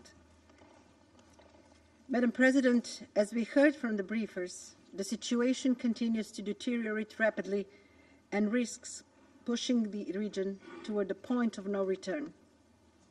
We are deeply concerned with the Israeli strikes on Iran, as well as with Iran's retaliatory strikes on Israel. Slovenia condemns its military escalation and the unnecessary loss of civilian lives. We call on both sides to respect the UN Charter and international law, including international humanitarian law. We echo the Secretary General's urgent appeal to avoid the internationalization of the conflict. Slovenia calls on both sides to immediately de-escalate and agree to full and unconditional ceasefire. Madam President, Slovenia remains concerned about the size and unclear nature of Iran's nuclear program. These concerns are aggravated by the fact that the International Atomic Energy Agency, after many years, still cannot confirm or deny the exclusively peaceful nature of Iran's nuclear program. However, no amount of precision strikes will make these concerns go away. We have no tolerance for proliferation of nuclear weapons, either for attacks against civilian nuclear infrastructure, whether it happens in Eastern Europe, the Middle East, or anywhere else. Madam President, issues pertaining to Iran's nuclear program have always required a tailored diplomatic solution. JCPOA was a necessity, and when it expires, it will need to be replaced. With this in mind, we urge all parties to prioritize diplomacy and remain committed to a political process. We welcome the talks between the E3 and Iran taking place today in Geneva. These represent a much-needed stabilizing factor. To conclude, Madam President, the death and destruction in both Israel and Iran in recent days are raising the stakes, escalating the fighting and inflaming rhetoric in a region that has already endured more than its share of suffering. Our thoughts remain with civilians under siege in Gaza and the hostages who need to be released immediately and unconditionally. In such a volatile situation, it takes courage to de-escalate and commit to peace. I appeal to both sides to show that courage, to spare their own civilians and the Middle East as a whole from further bloodshed and destruction. I thank you, Madam President. I thank the representative of Slovenia for her statement, and I give the floor to the representative of Greece. Thank you, Madam President. Let me start by thanking the Secretary General for his very important remarks. I also like to thank Under-Secretary General Mr. Carlo and Director General Mr. Grossi for the informative and timely briefings. Madam President, since last Friday's emergency meeting, there has been a significant deterioration of the situation in the Middle East. Once a dreaded possibility, military escalation is now a reality. In this dangerous moment, allow me to make the following 3 points. First, we reiterate our call for immediate de-escalation and utmost restraint so as to end the vicious cycle of military action and violence. The international community must be urgently engaged in order to provide the necessary security assurances and a sustainable diplomatic endgame so as to avoid a regional or, worse still, a global conflagration. We fully support the Secretary General's appeal to all to avoid any further widening of the conflict, and we stress our commitment to regional security and stability, as well as support to any diplomatic initiative that will lead to a sustainable ceasefire. Second, Greece has repeatedly expressed, and does so again, its strong concern over the Iranian nuclear program. It is imperative to preserve the global non-proliferation regime as enshrined in the NPT, and Iran must comply with its legally binding safeguards obligations and can never be allowed to acquire a nuclear weapon. Third and last, Greece has consistently supported Israel's right to protect itself. We also echo the Secretary General's condemnation of the tragic and unnecessary loss of lives and injuries to civilians and damage to homes and critical civilian infrastructure. A week into yet another conflict, it's now more important than ever to ensure that civilians do not keep finding themselves in the crossfire especially given the nuclear aspect of the involved crisis. We recall the obligation of UN member states to act in accordance with the Charter and international law. We consider of absolute priority the respect of international law and international humanitarian law. It is essential to uphold the UN Charter as regards the use of force, as well as the integrity of the global non-proliferation regime. Madam President, in closing, allow me to reiterate that de-escalation and a full and immediate ceasefire are now urgently needed as a first step towards a sustainable peace. The international community and countries of influence must step in and offer diplomatic way out to both parties. We are looking forward to a positive outcome of the meeting taking place today in Geneva between the foreign ministers of the E3, United Kingdom, France, Germany, the High Representative of the European Union, and the Foreign Minister of Iran. The stakes are simply too high for regional world security, and failure is not an option. I thank you. I thank the representative of Greece for his statement, and I give the floor now to the representative of Somalia. Madam President, thank you for your timely leadership in convening this meeting. We appreciate the remarks of the Secretary General and briefings provided by USG Di Carlo and Director General Grossi on the rapidly evolving situation in the Middle East. The situation arising from reported Israeli airstrikes against the Islamic Republic of Iran on 13 June 2025 and Iran's subsequent response is a matter of great concern. These actions represent a perilous escalation that threatens to engulf the entire region in an uncontrollable cycle of violence, suffering, and pain. We strongly condemn any acts of aggression that violate the sovereignty and territorial integrity of member states. Such actions are in clear contravention of the fundamental principles enshrined in the Charter of the United Nations, particularly Article 2 and Paragraph 4, which unequivocally prohibit the threat or use of force against the territorial integrity or political independence of any state. We believe that all member states share a responsibility to act in accordance with these commitments. We emphasize the necessity of respecting the sovereignty and territorial integrity of all states, adhering to the principles of good neighborliness and settling disputes through peaceful means. Madam President, Somalia urges all parties to work towards de-escalation, to achieve a comprehensive ceasefire, and to restore calm and hope.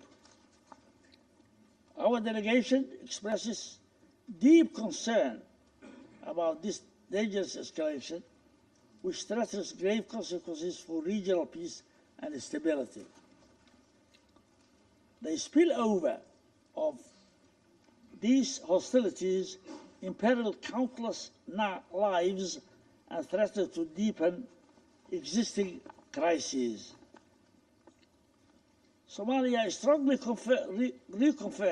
reaffirms the urgent necessity of establishing a Middle East zone free of nuclear weapons and other weapons of mass destruction, applicable to all states in the region without exception, in accordance with relevant international resolutions. We also stress the need for all Middle Eastern countries to join the Treaty on the Non-Proliferation of Nuclear Weapons as a step towards regional and global security. We emphasize the paramount importance of protecting civilians and civilian infrastructure, as well as refraining from targeting nuclear facilities that are under International Atomic Energy Agency safeguards in line with Security Council resolutions or decisions. Such acts constitute a violation of international law and international humanitarian law, including the 1949 Geneva Convention, and pose unacceptable risks to civilian populations and the environment. At this critical stage, Somalia calls for a swift return to the path of negotiations as the only viable means to reach a sustainable agreement regarding the Iranian nuclear program. We further emphasize the importance of safeguarding the freedom of navigation in international waters in accordance with international law, and urge all parties to refrain from actions that undermine maritime security. Madam President, the complex challenges before us demand a collective and measured response grounded in dialogue, mutual respect, and the search for the common ground. Our delegation reaffirms its commitment to multilateralism and the principles of the United Nations Charter. We urge all parties to act with responsibility and wisdom, placing the well-being of the region's peoples above all other considerations. It's important to seize this moment to redouble our efforts for de-escalation and to support a diplomatic process that can deliver peace, stability, security for all states in the Middle East. Finally, my delegation stands ready to engage constructively with the international community to advance these shared goals. I thank you. I thank the representative of Somalia for his statement, and I give the floor now to the representative of Denmark. Thank you, Madam President. And I also thank the Secretary General for his important introductory remarks, and Under-Secretary General Di Carlo and Director General Grossi for their detailed briefings and urgent messages here this morning. Madam President, as underlined by the Secretary General, the recent escalation in the Middle East has once again brought the region dangerously close to the brink of a region-wide conflict. The repeated attacks between Israel and Iran are cause for great concern and pose a grave risk to international peace and security. We must do our utmost, individually and collectively, to respond to this threat and to prevent further destabilization. Together with the European Union and many others, we join the call for maximum restraint and immediate de-escalation. We urge all parties to abide by their obligations under the UN Charter and international law, and to ensure the protection of civilians and civilian infrastructure in line with international humanitarian law. We deplore the loss of civilian lives and unacceptable attacks on civilian targets, including the recent hospital attack. Furthermore, all actions should be taken and the necessary restraint shown to reduce the risk of nuclear accidents. Denmark's view is clear. Diplomatic engagement and a negotiated solution, with the IAEA playing a vital role, remain the only viable paths toward lasting peace in the region. Denmark supports all diplomatic efforts to restore stability and return to the negotiating table to seek a solution to the Iranian nuclear issue. And we welcome the E3 foreign ministers and the EU's meeting with the foreign minister of Iran in Geneva today. Madam President, we have been clear that Iran must never be allowed to acquire a nuclear weapon. Denmark has repeatedly expressed our concern about Iran's escalating nuclear trajectory. The fact that the IAEA is unable to provide assurances that the Iranian nuclear program is exclusively peaceful is deeply disturbing.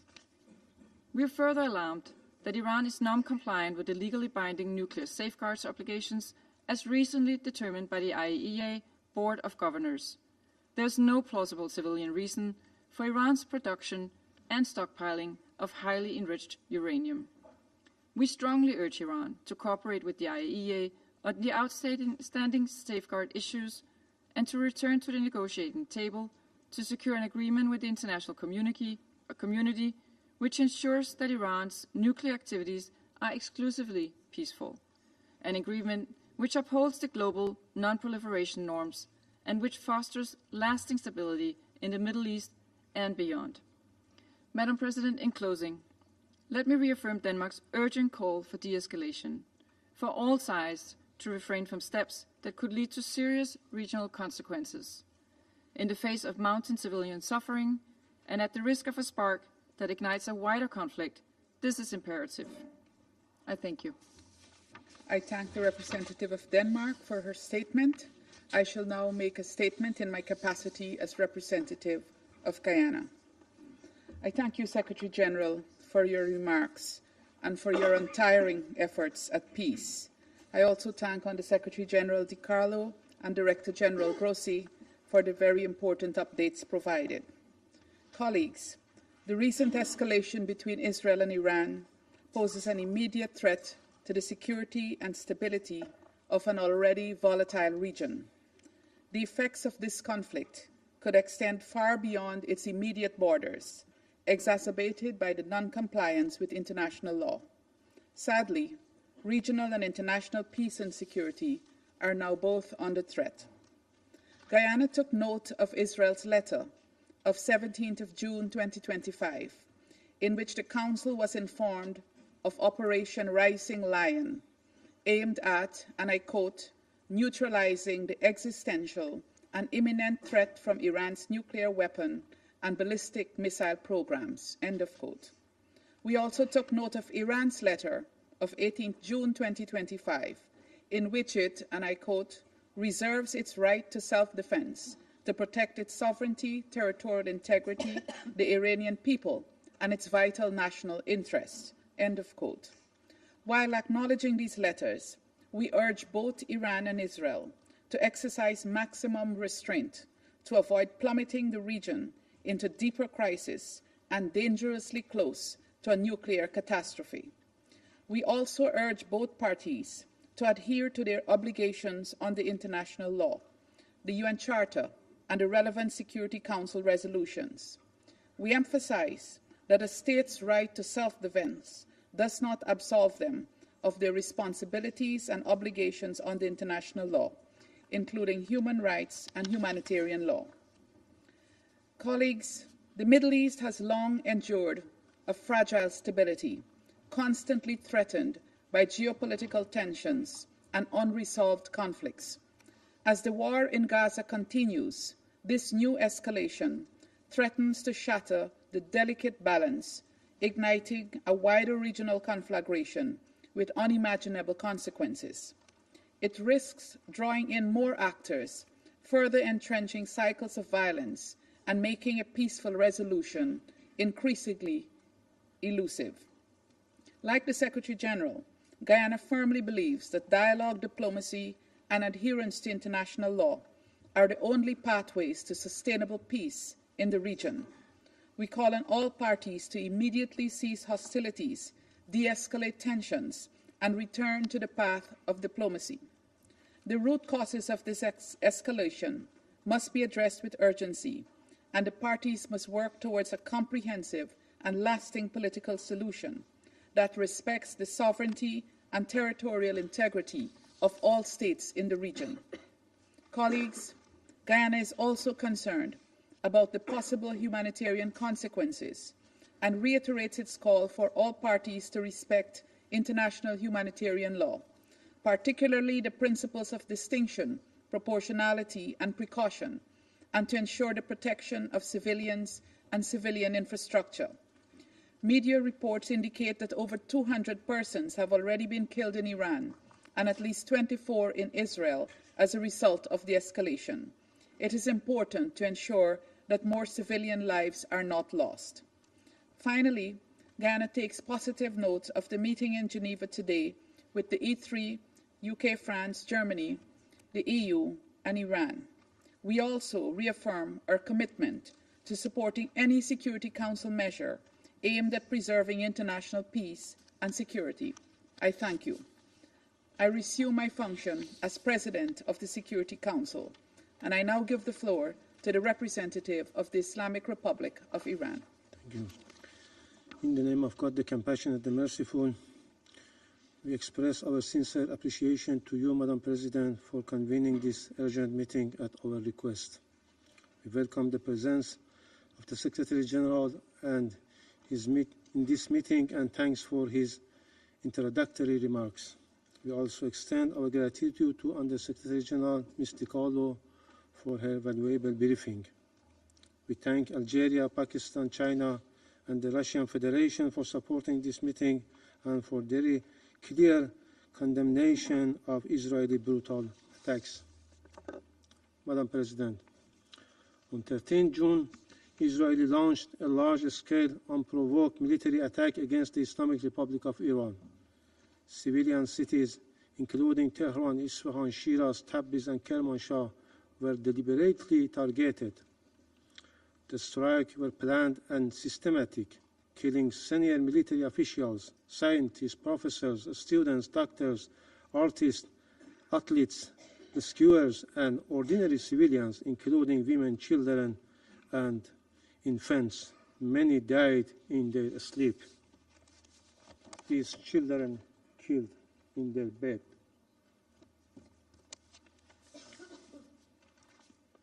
Hundreds of civilians have been killed and thousands injured. The aggression continues.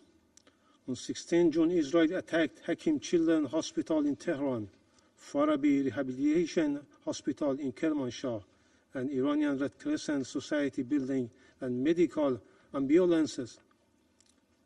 These are only a few instances of the brutality and gross violation of international humanitarian law by Israeli regime. At least 2 pregnant women and their unborn children were killed. On the same day, Israel struck the national broadcasters IRIB during a live broadcast, killing journalists and humanitarian workers. Just today, Israeli regime inflicted damage to 2 other hospitals in Iran, endangering the lives of patients and medical personnel. Up till now, 5 hospitals have suffered from heinous attack of Israeli regime, along with physicians and humanitarian personnel who have been killed or injured. There were not accidents, there were not collateral damage, they were deliberated war crimes, acts of state terror, and example of barbaric warfare. Madam President, Excellencies, and colleagues, Israel also attacked Iran's peaceful safeguard nuclear site and facilities. On 13 June, it struck the uranium conversion facility and the fuel plate fabrication plant. On 18 June, it targeted centrifuge production sites in Tehran and Karaj, both under IAEA monitoring. On the 19th June, it attacked the Arak heavy water reactor built under the JCPOA term and IAEA safeguard with no proliferation risk. These attacks violate the UN Charter, international law, the IAEA Statute, and Security Council Resolution 2231 and 487. Israeli strikes are an assault on the global non-proliferation regime. Security Council Resolution 487, which was adopted unanimously, clearly states that any military attack on the safeguard nuclear facilities is an attack on the entire IAEA safeguard system and the NPT itself. The Security Council must implement its resolution. If the Council fails to act now, it will send a message that international law and resolution apply selectively. If the non-proliferation regime collapses, this Council will share responsibility with the Israeli regime. Madam President, despite Iran's repeated warning about the threats of our peaceful nuclear sites and facilities, the IAEA Director General has failed to act. His silence undermines the agency's authority, neutrality, and credibility.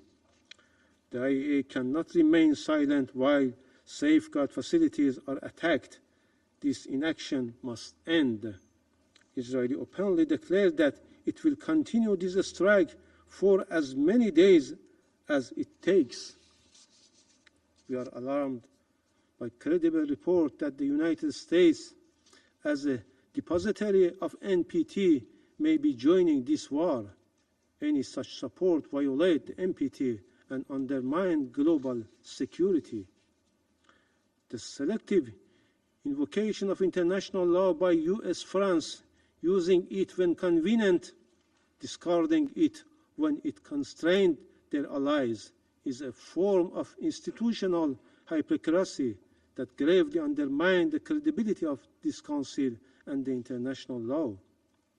Let me be clear, Iran's nuclear program is peaceful and under the world's most extensive IAEA inspections. Iran has long advocated for a nuclear weapon-free zone in the Middle East. Israel is the only possessor of undeclared nuclear weapon in the region. It refused to accede to the NPT and block regional disarmament efforts. Madam President, Israeli aggression violates the UN Charter. It breached the basic principle of prohibition of the use of force. It violates Iran's sovereignty and territorial integrity. It violates international human rights law and targets innocent civilians and threatens the right of life and security of our people. This regime committed war crimes, crimes against humanity and state terrorism. It attacks on safeguard nuclear facilities, set a dangerous precedent for global security. Madam President, the already dire situation has been exacerbated by mounting and irrefutable evidence of direct involvement by the United States in this illegal war of aggression. The US has publicly threatened to strike Iran's safeguard nuclear facilities.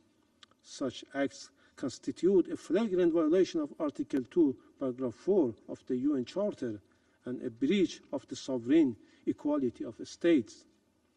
These reckless statements and actions emanate from the head of a state who is a permanent member of this Council and entrusted with primary responsibility for international peace and security, and an irresponsible behavior. Madam President, Iran has exercised its inherent right to self-defense under Article 51 of the UN Charter. Our response has complied fully with international law, including humanitarian law. We have taken all necessary precautions to protect civilians. Iran will continue to exercise this right as long as the Security Council fails to discharge its primary responsibility under the Charter and until the Israeli aggression is fully and unequivocally terminated. The Security Council must act now. We reiterate our call on the Security Council to determine the Israeli illegal use of force and armed attacks against Iran are a breach of peace and act of aggression. Adopt binding and enforcement measures under Chapter 7 to halt the aggression and prevent its recurrence. Condemn clearly the violation of Iran's sovereignty and targeting of our safeguard nuclear facilities. Address the risk of wider regional war, especially the unlawful involvement of a third country. Madam President, the lies and fabrication used by the representative of Israeli regime and its Western allies don't work anymore to whitewash and justify its horrendous crimes. International law is clear. There is no right for Israel to commit this act of aggression, no right to attack and target civilian infrastructure or safeguard nuclear facilities, no legal or moral cover for war crimes. The so-called preemptive attack and existential threat claims used by this terrorist regime and its allies to justify aggression have no basis in international law, and to conduct acts of aggression, kill innocent people and violate the territorial integrity of states. These are false excuses for Israeli aggression. Iran has never initiated any war. while Israel, as an occupying and terrorist regime, has a long and dark history of illegal use of force, violation of all legal international norms, assassination, and nuclear secrecy that destabilized the entire region. The selective use of international law by certain members of this Council expose dangerous double standards that endanger international peace and security and undermine the credibility of this body. Without the support and protection of certain Western states, especially the United States, Israel could not have been able to commit this aggression with such impunity. This complicity must be recorded by history. Finally, Madam President, Council's failure to act at this critical juncture would constitute a profound abdication of the Council's responsibilities and a grave betrayal of fundamental principles of the United Nations. Inaction will embolden the aggressor, undermine international law, and send a message of dangerous impunity to the world. Thank you, Madam President. I thank the representative of the Islamic Republic of Iran for his statement, and I give the floor now to the representative of Israel. Madam President, I would like to thank the Secretary General, USG De Carlo, and Director General Grossi for your remarks. Madam President, before I begin my remarks, I must address the representative of the Islamic regime in Iran, Mr. Iravani. How dare you? How dare you write 5 letters in the last week, come before this Council, demand a session, and ask the international community for sympathy? How dare you ask the international community to protect you from the consequences of your own genocidal agenda? Have you no shame? For years, your supreme leader, Ayatollah Khamenei, has publicly and repeatedly called for the destruction of Israel and the United States. In May 2024, he declared, and I quote, "The divine promise to eliminate the Zionist entity will be fulfilled."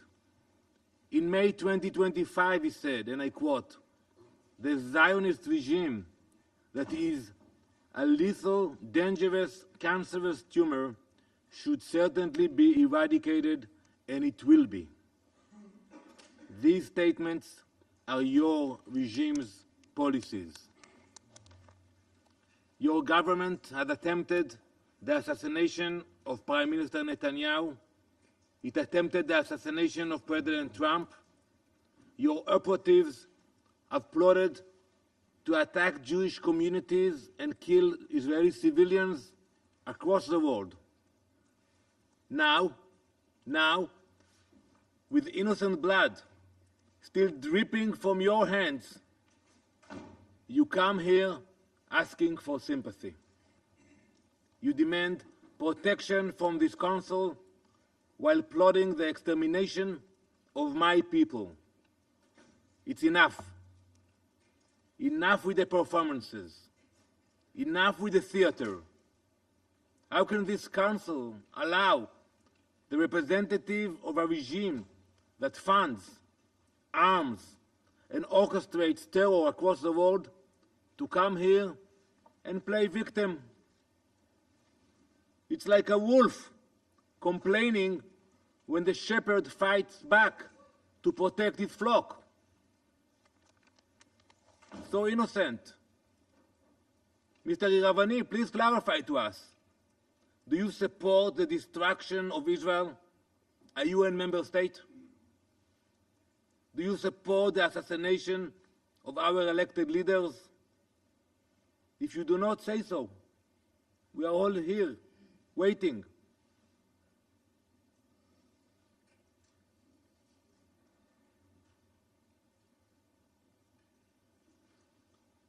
This Council should put an end to this charade, once and for all. Mr. Iravani, you are not a victim. You are not even a diplomat. You are a wolf pretending to be a diplomat. And we are done pretending otherwise.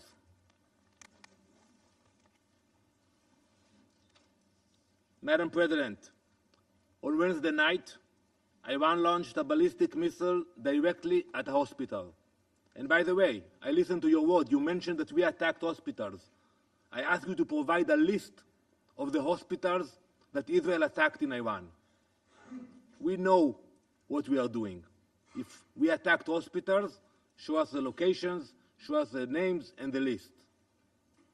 Iran launched a ballistic missile directly at the hospital, Soroka Medical Center in Beersheba, the largest hospital in southern Israel. It was struck by a precision-guided missile fired by the Islamic Republic of Iran. This hospital serves over 1 million people, Jews, Muslims, Christians, Druze, Bedouin. It is a vital provider of emergency and trauma care. Iran hit it in purpose. There was no military bases around, no mistakes, leaving those million people with severely reduced access to medical service. This was not a misfire. This was not a mistake.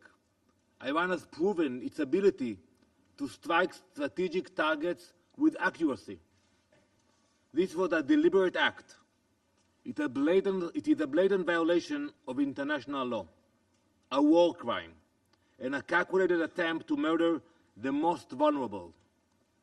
Let this Council understand what that missile really signified, that no one is safe, that if Iran will target a hospital with a ballistic missile, it will target anyone, anywhere, with anything they have.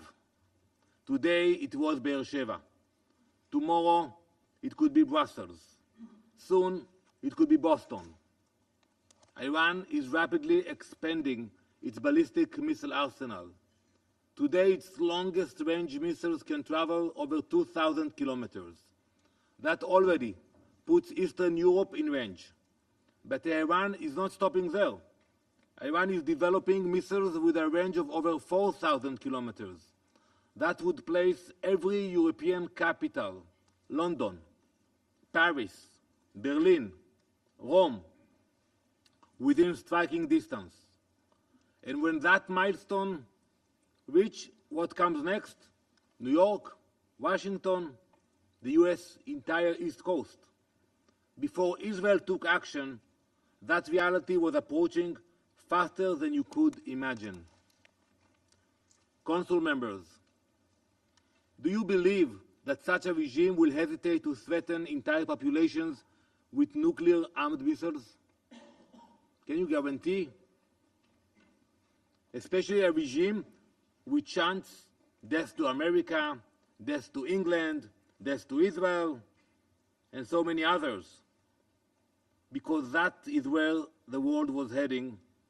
Israel is stopping it. Iran has already enriched uranium to near weapons-grade levels. It cannot be denied. We saw the reports. It has built deep underground facilities designed to survive bunker-busting bombs. It has advanced missile delivery systems.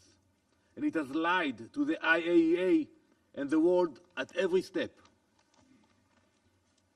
There must finally be an acknowledgement that there is no greater threat to international peace and security than a nuclear Iran. The Soroka strike of our hospital should end any illusion that this threat is theoretical. Iran is not just building the capability, it is using it. We will never allow those capabilities to go nuclear. While the Ayatollah shout death to America and death to Israel, many on this council dismiss those threats. While Iranian missiles fly, the UN urges restraint and de-escalation while ignoring Iran's nuclear ambitions altogether. That weakness, that detachment from reality, that hypocrisy is what allowed Iran to get as far in its nuclear program as it did. It is what allowed Iran to sow chaos across the world. And let's analyze it for a minute. The Iranian regime has exported thousands of drones which have killed many civilians. It has harmed Hezbollah in Lebanon, Hamas in Gaza, the Houthis in Yemen, Shiite militias in Iraq, extremist groups in Syria and Africa, and criminal networks in Latin America and Europe. It's a war machine, stretched all around the world. Its reach is not limited by borders, its hatred is not limited by reason, and its ambition is not limited by geography. We have already seen the consequences. Terror attacks in Argentina, Iranian agents uncovered in European capitals, proxy missile strikes on Gulf states. This is Iran's vision for the world, and it's happening in real time. Right now, Israel is a focus point for that murderous vision. Just yesterday, Iran launched another ballistic missile, this time carrying cluster munitions at a densely populated civilian area in central Israel. Cluster munitions are designed to spread multiple explosions over a wide area. It deliberately fired these munitions at civilians. Iran's intentions could not be clearer. Bloody murder. 29 civilians have been killed and almost 900 wounded by Iranian missiles. The only reason the number isn't higher is because of Israel's advanced defensive capabilities. So yes, Israel acted because we understand the cost of waiting. We will not wait for another threat, whether that is rockets, missiles, terrorists, or an atomic bomb. Israel acted as a last resort. This was the final window of opportunity to prevent Iran from acquiring nuclear weapons, and it came only after diplomacy had been exhausted. Israel cannot and will not accept this situation. Operation Rising Lion was launched to neutralize an imminent and existential threat, and we are doing so in full compliance with international law. Israel is strictly following the law of armed conflict, including the rules of distinction, proportionality, and precautions in attacks. That's why I'm waiting for the report about the hospitals.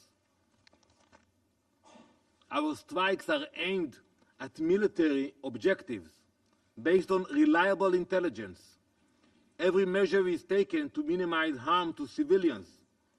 Iran launches indiscriminate barbaric missile attacks. They deliberately target population centers. This is the difference between a democracy acting in defense of its people and a brutal regime targeting civilians. Colleagues, it is Israeli civilians running for shelter now, every day. But something many of you also seem not to understand is that when Israel acts, we are not only defending our people, we are defending yours.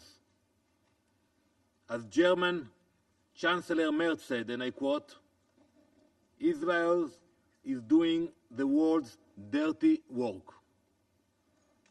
We are the first target, but we will not be the last. We are holding the line between civilization and genocidal jihadist imperialism. Iran doesn't just want to destroy Israel. It wants to remake the world order. One missile, one terror proxy, one destroyed hospital at a time.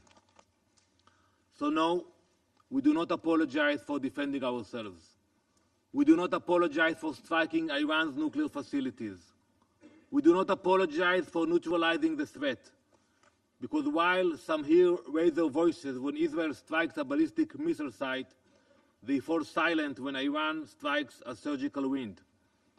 Some condemn us for destroying a drone factory, but say nothing when Iran hits a residential building. That is not balance. That is moral collapse. We are doing what this Council should have done long ago.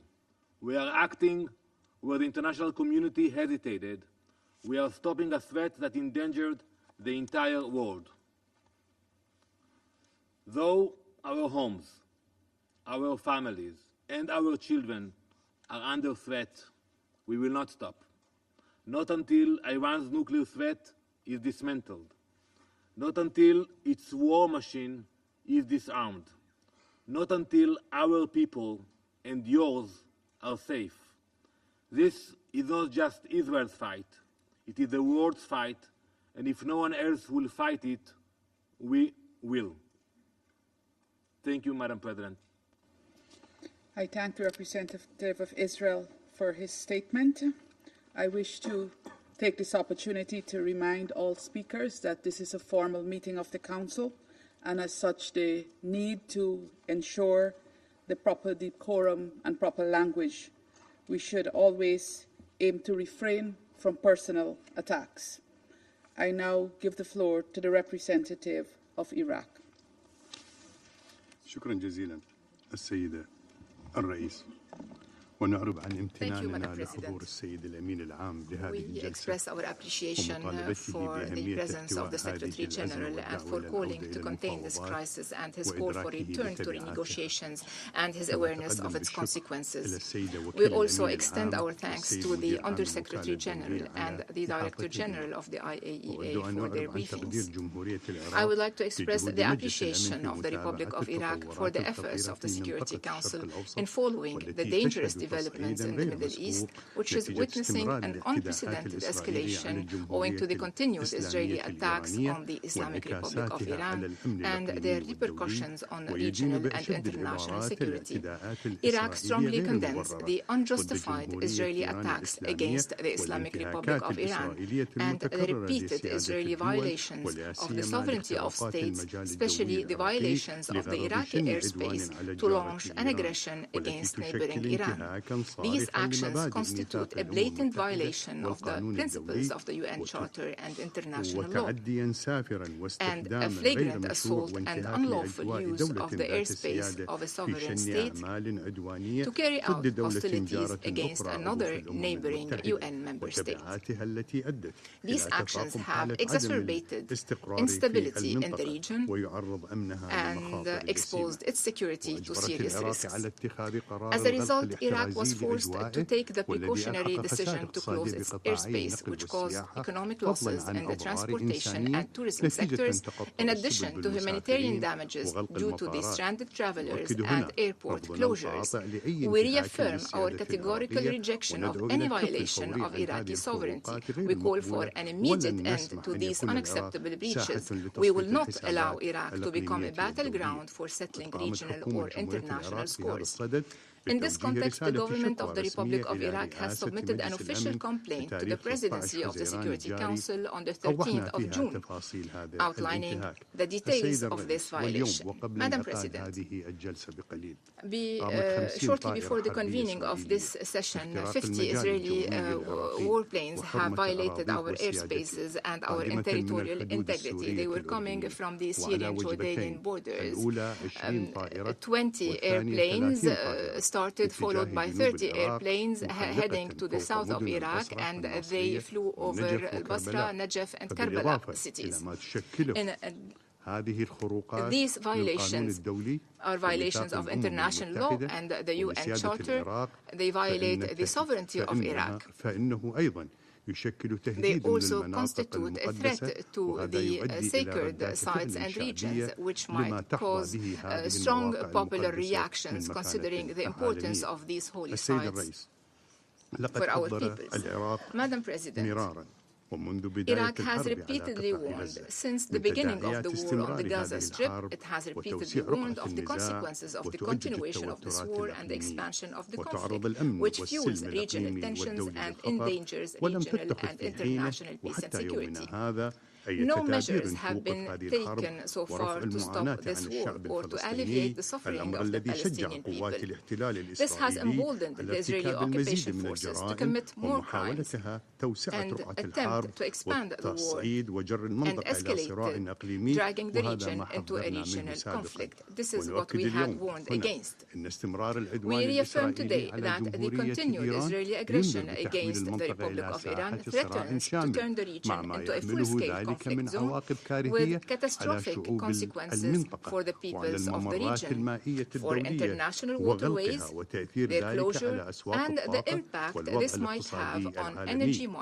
كما أن استمرار الحرب وتوسيع رقعتها الجغرافية أو دخول أطراف فاعلة جديدة فيها ينذر بتحولها إلى صراع إقليمي شامل يهدد استقرار المنطقة بأسرها وستكون له عواقب وخيمة على شعوب المنطقة كافة بما فيها الدول التي لم تكن جزءا من النزاع المباشر. وإنما يزيد من خطورة الموقف هنا أن هذه ليست المرة الأولى التي يجتمع فيها مجلس الأمن لمناقشة الإجراءات العسكرية التي يقوم بها الكيان الإسرائيلي ضد الدول ذات السيادة ومنشآتها النووية.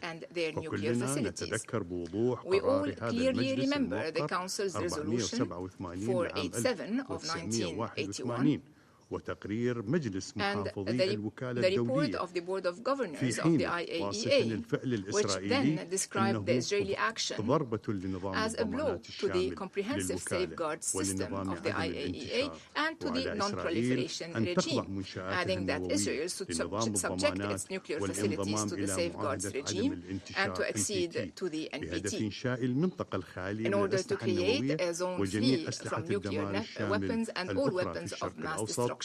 كما أن الانتهاكات الجارية تتزامن مع وجود مسارات تفاوضية دبلوماسية قائمة حيث يشكل التصعيد العسكري الحالي ضربة قاصمة لكل الجهود السياسية المبذولة ويعيد المنطقة إلى مربع المواجهة في وقت نحن بأمس الحاجة فيه إلى تعزيز لغة الحوار وتغليب منطق العقل ونشجع الوكالة الدولية للطاقة الذرية بتنفيذ ولايتها الفنية.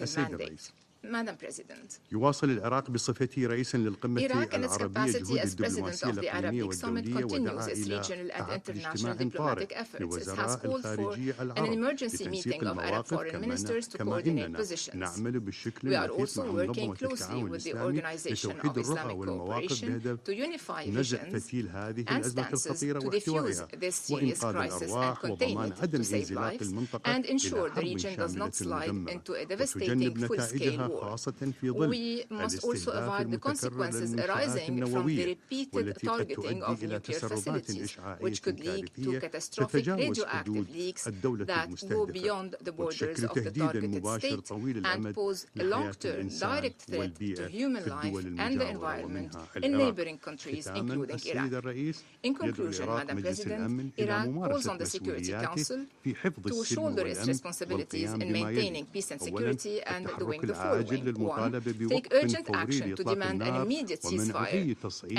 prevent any إضافي further وتجنيب escalation, المنطقة مزيدا من sparing the الدمار region وعدم more الاستقرار. destruction and ثانيا instability. إدانة الخروقات Second, الجوية condemn وانتهاكات airspace السيادة violations and خصوصا breaches تلك of التي sovereignty, يتعرض especially لها those العراق ودول affecting الجوار. Iraq and neighboring ثالثا countries. دعم المسار Third, الدبلوماسي support the diplomatic path لإنهاء الأزمة to end the وتفادي crisis أي إجراءات تزيد and من avoid any التدهور actions والعودة that إلى worsen the طاولة situation, المفاوضات to return to the وتفعيل negotiating آليات الوساطة table and الدولية. activate رابعا international mediation حماية mechanisms. المنشآت Fourth, النووية to والبنى protect nuclear التحتية facilities المدنية and civilian والتحذير من infrastructure استخدامها and في warn against الصراعات. their use in خامسا conflicts. And fifth, منع أي to تصعيد prevent قد any يؤدي إلى escalation تعطيل that حرية could الملاحة disrupt الدولية international maritime والنقل الجوي navigation, air وتعطيل transport, خطوط and إمدادات energy الطاقة supply lines تفاديا to لأزمة avoid طاقة a global عالمية. energy وشكرا crisis. جزيلا. Thank you, Madam President.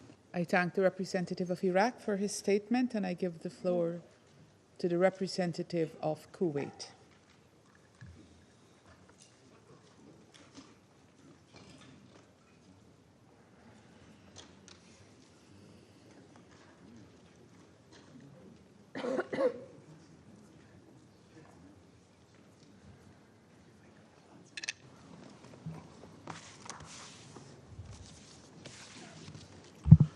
بسم الله الرحمن الرحيم. In the name of God, the merciful, السيدة the الرئيسة compassionate, Madam السادة أعضاء President, مجلس الأمن Excellencies, في البداية أن allow me نشيد at the بمشاركة outset الأمين to العام للأمم welcome المتحدة the Secretary General and UN officials for taking part in this meeting. I am speaking at the Council again today on behalf of the Gulf Cooperation Council member states to stress the firm and clear position of our states, namely the United Arab Emirates, the Kingdom of Bahrain, the Kingdom of Saudi Arabia, the State of Qatar, the Sultanate of Oman, and my country, the State of Kuwait, regarding the dangerous developments in our region.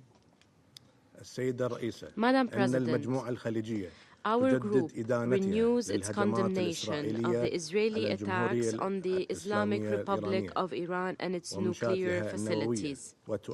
We stress that these attacks have dangerous repercussions on the security and stability of our region.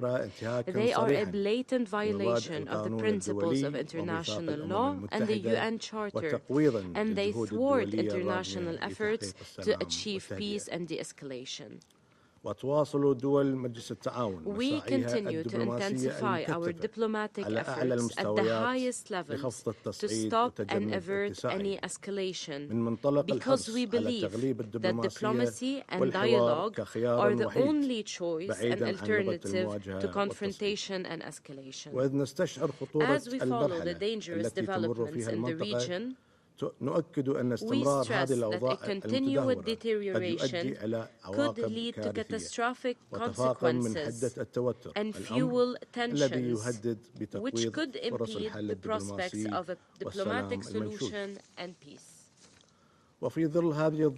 In light of this sensitive and delicate situation, which requires us all to stay alert and act with wisdom, we call for the highest levels of restraint and ending hostilities immediately to prevent an expansion of the conflict and return to dialogue and negotiations, because this is the best and only way to overcome the current crisis, ensure sustainable international and regional security and peace.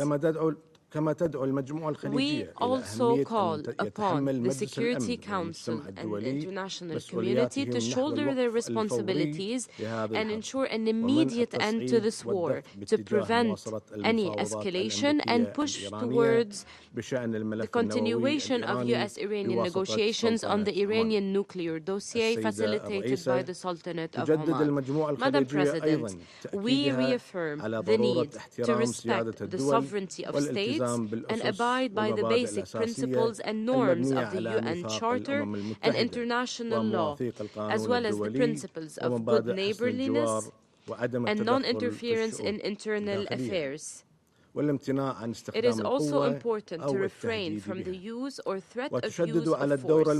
We stress the important role of the IAEA in promoting preventive security and preventing the targeting of nuclear facilities, because this poses grave humanitarian and environmental risks and is a threat to the safety and comprehensive safeguards regime.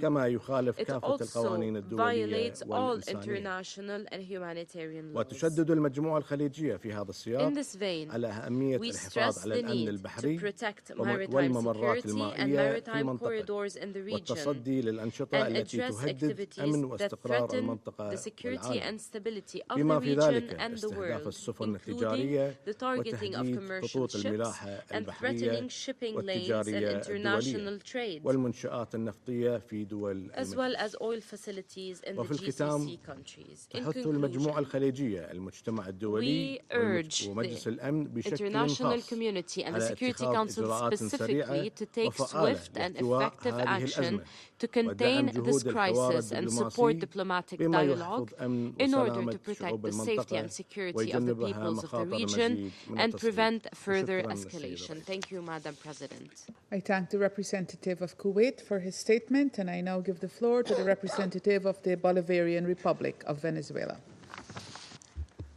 Señora Presidenta, Madam Chair, la República Bolivariana de Venezuela tiene el honor de hacer el uso de la palabra en nombre del Grupo de Amigos en Defensa de la Carta de las Naciones Unidas, conscientes del mandato encomendado a este órgano, tal y como se establece en la Carta de las Naciones Unidas, al tiempo que reiteran su inquebrantable solidaridad para con el pueblo y el gobierno de la República Islámica de Irán en estos difíciles momentos.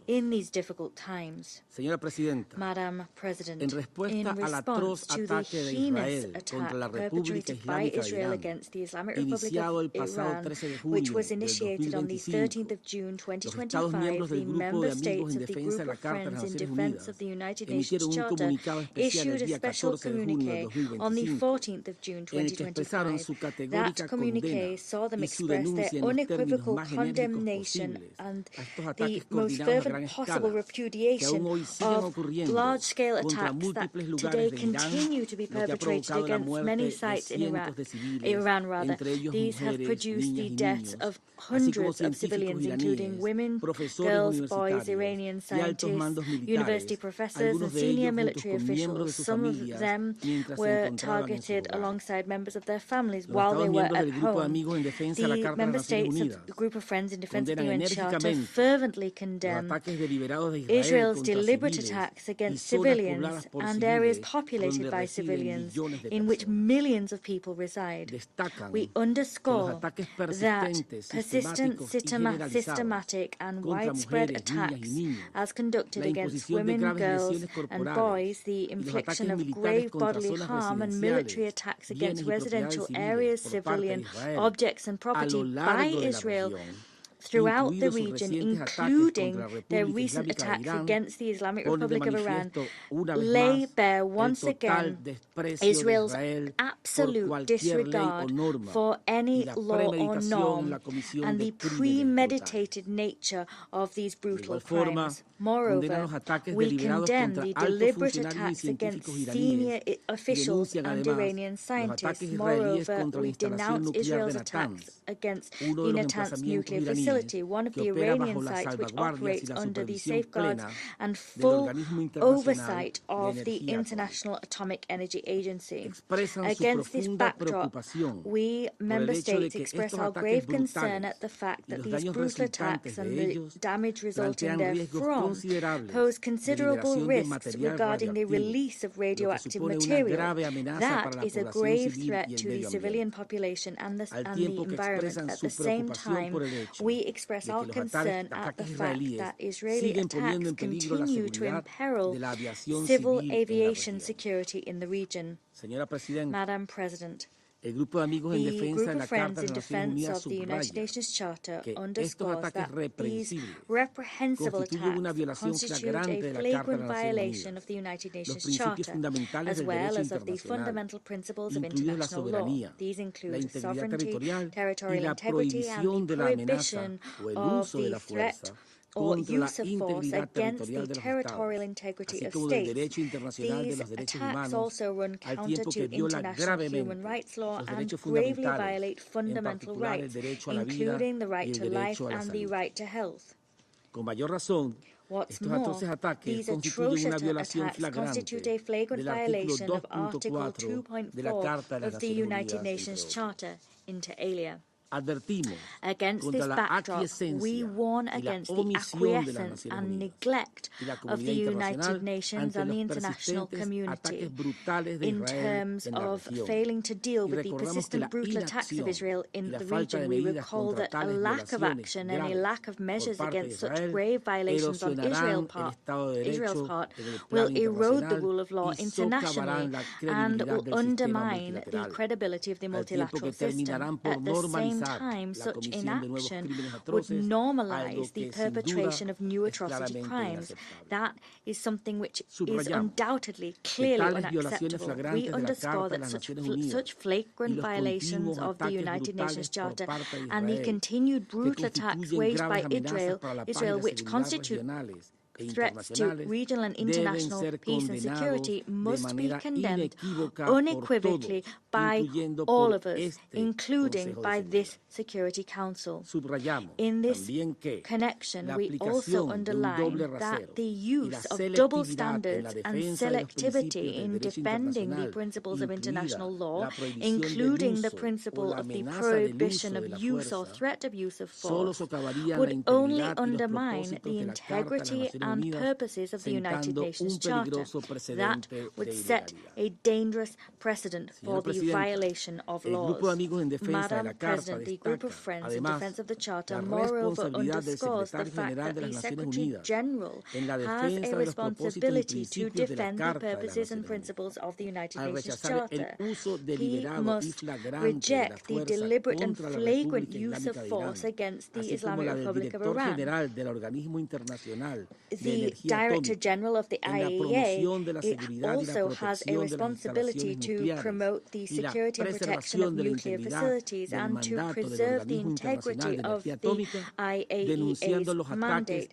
As such, he must denounce Israel's attacks against peaceful nuclear facilities in Iran. The group of friends in defense of the United Nations Charter expresses its grave concern at the continued crimes committed by Israel, crimes committed to provoke and unleash conflicts in the Middle East. This has been demonstrated by their reiterated and grave violations of international law, together with their provocations and violations of countries in the region. These are events that demonstrate Israel's intention to exacerbate tensions on the ground and the fact that they are responsible for the consequences arising therefrom. To conclude, we wish to emphasize that it is incumbent upon all states pursuant to international law to refrain from providing aid or deliberate assistance to Israel in order to brutally perpetrate atrocity crimes against the Islamic Republic of Iran or any other nation of the region. At the same time, we point to the inherent right of the Islamic Republic of Iran to self-defense. This pursuant to international law, and we also point to the urgent need for the international community to demand that Israel be held accountable for all of their crimes against the Palestinian people and the region as a whole. Thank you, Madam President. I thank the representative of the Bolivarian Republic of Venezuela for his statement, and I now give the floor to His Excellency Mr. Stavros Lambrinidis, head of the delegation of the European Union to the United Nations. Thank you, Madam President. I have the honor to speak on behalf of the European Union and its member states. Madam President, we expressed from the day one our deepest concern at the dangerous escalation that threatens to destabilize the Middle East following Israeli strikes on Iran and Iran's response. Today, we reiterate a strong commitment to regional security, including the security of the State of Israel, and call on all sides to abide by international law, show restraint, and refrain from taking further steps which could lead to serious consequences such as potential radioactive release.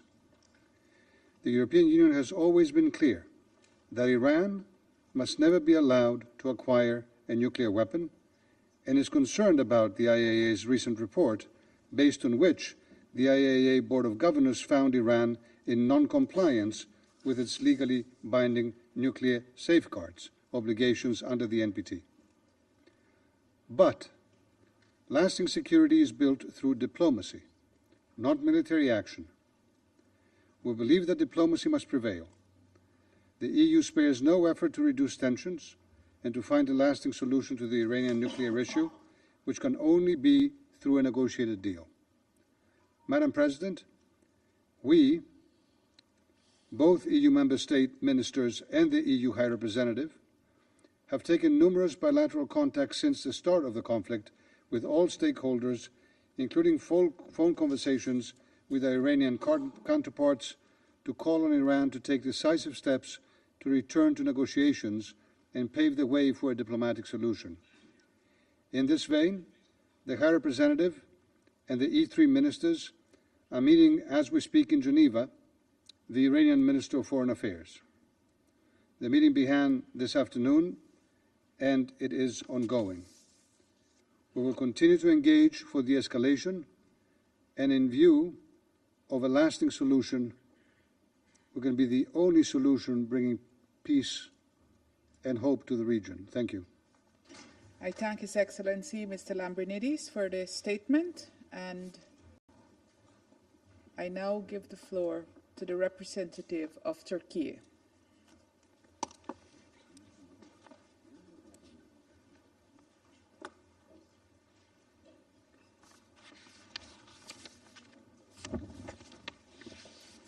Thank you, Madam President.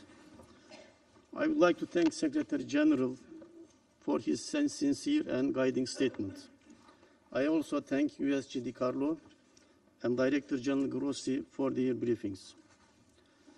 Turkey condemns in the strongest terms the recent attacks conducted by Israel against Iran. These strikes constitute a manifest violation of the UN Charter, in particular the fundamental obligation on all member states to refrain from the use of force against the territorial integrity and political independence of any state. We view the rapid escalation now unfolding across the Middle East with profound concern. Hundreds of lives have already been lost, and the risk for further bloodshed is alarming. Moreover, a wider regional collision will aggravate the risk of nuclear or radiological spillover and mass displacement, disrupt global trade and transportation routes, and imperil energy security at a moment of acute volatility. As a neighbor of Iran, Turkey reiterates the imperative of de-escalation, leading to an immediate ceasefire and a return to diplomacy. In that regard, we will fully support the Secretary General's call for maximum restraint and stand ready to assist all efforts aimed at halting the violence. Madam President, Israel's deliberate strikes against safeguarded nuclear facilities in Iran are unprecedented. They contravene international law, the statute of the International Atomic Energy Agency, relevant IAEA resolutions, and a Security Council resolution. These attacks must immediately stop. By targeting such installations, Israel has consciously placed nuclear safety and security at grave risk, with possible radiological dispersion that would endanger human health, biodiversity, and environment far beyond Iran's borders for decades to come. The IAEA's verification activities inside Iran have already been impeded. It is also deeply troubling that a non-NPT state, which maintains deliberate opacity regarding its own nuclear capabilities, is attacking the nuclear infrastructure of an NPT state under safeguards. This recklessness strikes at the heart of the global non-proliferation regime, compelling all of us to reflect upon its wider repercussions. The international community, especially this august body, must therefore unite in urging Israel to accede to the Treaty of Non-Proliferation of Nuclear Weapons as a non-nuclear weapons state and to accept robust IAEA verification. At the same time, concerns regarding aspects of Iran's nuclear program should be resolved through dialogue and strengthened cooperation between Iran and the agency. Turkey has consistently underscored that a diplomatic process remains the only viable route to settle the nuclear dispute and has supported and facilitated efforts toward that end. We continue to believe that diplomacy is the sole sensible path forward, and we call on all actors in a position to do so to exert their utmost efforts in this direction. Madam President, beyond the immediate nuclear risks, the security ramifications of this conflict are extensive. Energy security, which is inseparable from the national security, is now under severe threat.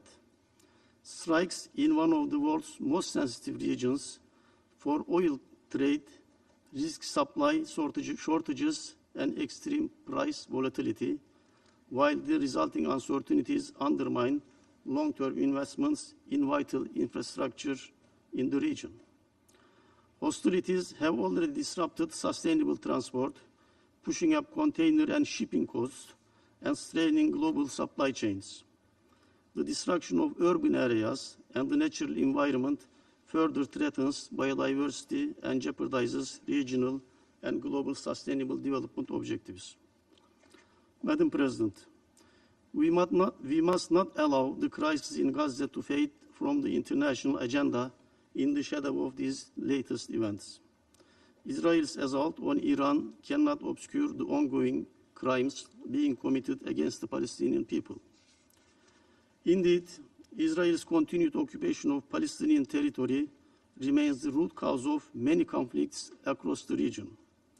A just, lasting, and comprehensive peace is attainable only through the recognition of an independent, sovereign, and contiguous state of Palestine within the 1967 borders, with East Jerusalem as its capital.